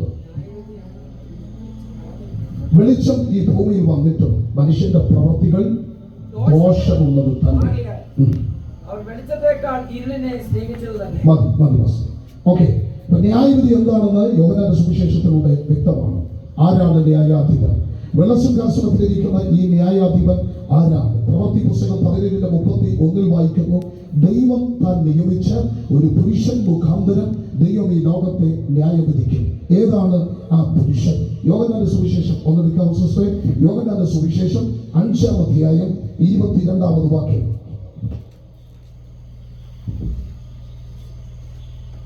എല്ലാവരും പിതാവിനെ ബഹുമാനിക്കുന്നത് പോലെ പുത്രനെ ബഹുമാനിക്കേണ്ടത്. ആരാണ് ഈ പുത്രൻ? ഈ പുത്രൻ നമ്മുടെ കർത്താവായ യേശുക്രിസ്തുവാണ്. കരമുയർത്തി ദൈവത്തിനൊന്ന് സ്വന്തം ചെയ്താട്ടെ. ആരാണ് യേശുക്രിസ്തു? ദൈവമായിരുന്ന അവിടുന്ന് മനുഷ്യനായി ഈ ഭൂമിയിൽ അവതരിച്ചു. മനുഷ്യന്റെ പാപത്തിൽ നിന്ന് അവനെ മോചിപ്പിക്കുന്നതിന് ഇകത്തിലേക്ക് ഇറങ്ങി വന്ന് തൃത്വത്തിൽ രണ്ടാമനായ പുത്രനായ ക്രിസ്തു. പുത്രനായ എല്ലാവരും പിതാവിനെ ബഹുമാനിക്കുന്നത് പോലെ പുത്രനെയും ബഹുമാനിക്കേണ്ടതിന് ആരെയും ന്യായം വിധിക്കാതെ, പിതാവാരെയും ന്യായം വിധിക്കാതെ ന്യായവിധിയെല്ലാം പുത്രന് കൊടുത്തിരിക്കുന്നു. ദൈവം താൻ നിയമിച്ച പുരുഷൻ. ഇവിടെ പറയുന്ന പുത്രൻ ആരാണ്? ഈ പുത്രൻ 1 പത്രോസ് ലേഖനം 4:5 അവൻ 2 തീമോഥെയോസ് ലേഖനം 4:1 വായിക്കുന്നു, ജീവികളെയും മരിച്ചവരെയും ന്യായവിസ്താരം നടത്തുന്ന നമ്മുടെ കർത്താവായ യേശുക്രിസ്തു. അപ്പോൾ ഈ സിംഹാസനത്തിലിരിക്കുന്ന ന്യായാധിപൻ നമ്മുടെ കർത്താവായ യേശുക്രിസ്തുവാണ്. എന്നെ കേൾക്കുന്ന മാന്യശ്രോതാക്കളെ, മനുഷ്യവർഗത്തിന്റെ പാപത്തിന്റെ പരിഹാരത്തിന് വേണ്ടി ഇകത്തിലേക്ക് ഇറങ്ങി വന്ന് മനുഷ്യന്റെ പാപത്തിന്റെ ഭാണ്ഡം ചുമന്നുകൊണ്ട് കാൽവരിയിലേക്ക് നടന്നു കയറി വിധിക്കപ്പെട്ട കൈകാലുകളിൽ കാലിലും വാളിൽ തറയ്ക്കപ്പെട്ട് തലയിൽ മുൾക്കിരീടധാരിയ ചങ്ക് കുത്തിത്തുളയ്ക്കപ്പെട്ട് അവസാനത്തിന്റെ രക്തമറിയും ഊറ്റിത്തന്ന് കാൽവരിയുടെ കൊലമരത്തിൽ മനുഷ്യകുലത്തിന്റെ പാപത്തിന്റെ പരിഹാരത്തിന് വേണ്ടി നമ്മെ വീണ്ടെടുക്കേണ്ടതിന് വേണ്ടി പ്രാണനെ വെച്ചു തന്ന ഒരൊറ്റ രക്ഷകൻ അവനത്ര സാക്ഷ്യം യേശുക്രിസ്തു. ആ ക്രിസ്തുവാണ് ഇവിടെ ന്യായാധിപനായിരിക്കുന്നത്. എന്റെ പ്രിയപ്പെട്ടവരെ, ന്യായം വിധിക്കുമ്പോൾ അവൻ പുസ്തകങ്ങളിൽ തുറക്കും. ജീവന്റെ പുസ്തകം. ആമേൻ. ജീവന്റെ പുസ്തകത്തിൽ പേരെഴുതി കാണാത്ത പ്രിയ സ്നേഹിത അച്ചായ, ഇവിടെ ജനന രജിസ്റ്ററുകളിൽ പേരുള്ളതുപോലെ വീണ്ടും ജനിച്ചവന്റെ പേര് എഴുതപ്പെടുന്ന പുസ്തകമാണ് ജീവന്റെ പുസ്തകം എന്ന് പറയുന്നത്. ഇനി എങ്ങനെയാ വീണ്ടും ജനിക്കുന്നത്? വീണ്ടും ജനിക്കുന്നത് സുവിശേഷത്തിന്റെ കേൾവിയാലും പരിശുദ്ധാത്മാവിന്റെ ഇടപെടലാലും നിങ്ങളുടെ അകത്ത് ഒരു പുതിയ മനുഷ്യൻ ജനിക്കുന്നതാണ് വീണ്ടും ജനനമെന്ന് പറയുന്നത്. ഇന്ന് രാത്രി ഒരു പുതിയ മനുഷ്യന്റെ ജനനം ഈ സുവിശേഷത്താൽ നിങ്ങളുടെ അകത്ത് സംഭവിക്കണം. അമ്മേ, മനസ്സിലാകുന്നവർ കാര്യങ്ങൾ ഉയർത്തി ദൈവത്തെ സ്തുതിച്ചാട്ടെ. ഇവിടുത്തെ സംഘടനയിലോ സഭയിലോ പള്ളിയിലോ പേരുണ്ടായിട്ട് കാര്യമല്ല. ഉയരേ സഹോദരി സഹോദര, ഇന്ന് രാത്രി നിന്റെ പേര് ജീവന്റെ പുസ്തകത്തിലുണ്ടോ എന്ന് പരിശോധിക്കണം. ജീവന്റെ പുസ്തകത്തിൽ ആരാ പേരെഴുതുന്നത്? വായിക്കേണ്ട പുറപ്പാട് പുസ്തകം 32:32 മോശ ദൈവത്തോട് പറഞ്ഞു, വായിക്കണ്ട. മോശ ദൈവത്തോട് പറഞ്ഞു, ദൈവമേ, നീ എഴുതിയ നിന്റെ പുസ്തകത്തിൽ നിന്ന് എന്റെ പേര് വായിക്കണം. തമ്പുരാൻ അടുത്ത് പറഞ്ഞത്, മോശേ, എന്നോട് പാപം ചെയ്യുന്നവന്റെ പേര് ഞാൻ എന്റെ പുസ്തകത്തിൽ നിന്നും വായിക്കും. അപ്പോൾ പുസ്തകത്തിൽ പേരെഴുതുന്നത് ദൈവമാണ്. ഇത് ദൈവത്തിന്റെ പുസ്തകമാണ്. ഇത് സ്വാധീനം കൊണ്ട് പറ്റില്ല, കാശ് കൊടുത്ത പറ്റത്തില്ല. അവിടെ ഇവിടെയും പോയ എവിടെയൊക്കെ കറങ്ങി നടന്ന അവൻ ജീവന്റെ പുസ്തകത്തിൽ പേരെഴുതാമെന്ന് ഇന്ന് രാത്രി തെറ്റിദ്ധരിക്കരുത്. അതിനൊറ്റ മാർഗം, അത് യേശുക്രിസ്തുവിലൂടെ മാത്രമാണ്. അപ്പൊ ജീവന്റെ പുസ്തകത്തിൽ പേരെഴുതപ്പെടണം. ആമേൻ. റോമാലേഖനം 2:16 സുവിശേഷ പ്രകാരം ഞാൻ അവരെ ന്യായം വിധിക്കും. എന്താ സുവിശേഷം? സുവിശേഷം ക്രിസ്തുവാണ്. ആമേൻ. ആ ക്രിസ്തു വചനം ജഡമായി തീർന്നത്.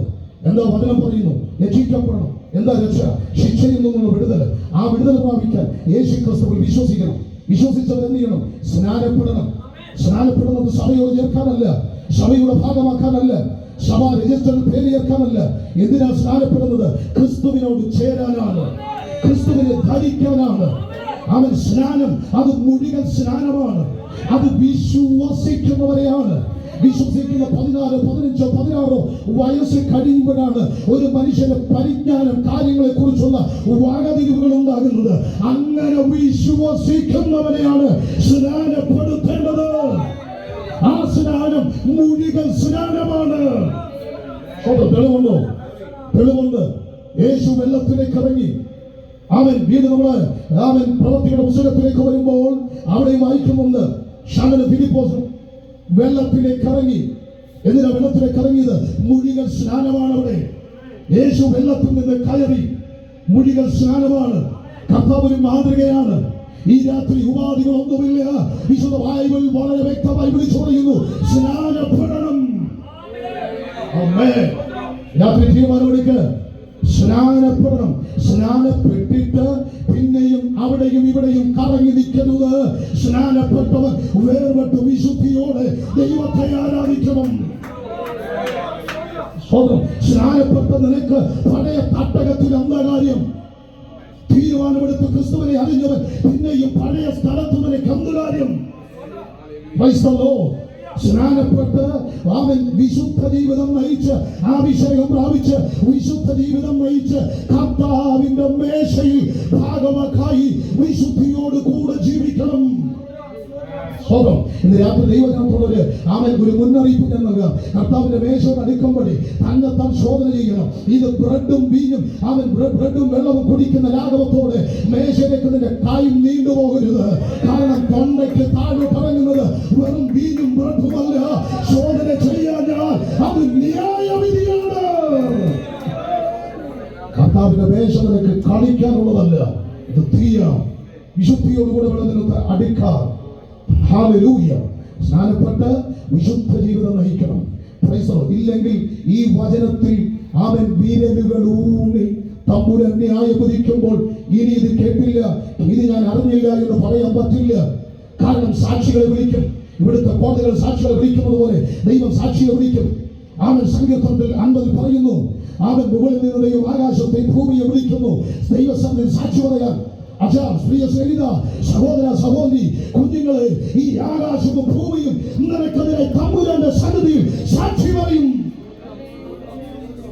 ഹബക്കൂക്ക് 2:11 ചുവരിൽ നിന്ന് കല്ല് നിലവിളിക്കും, മരപ്പടിയിൽ നിന്ന് തുലാവ് ഉത്തരം പറയും. അവൻ അത് ഇംഗ്ലീഷിൽ ദീപ് എന്ന് പറയുന്നത്.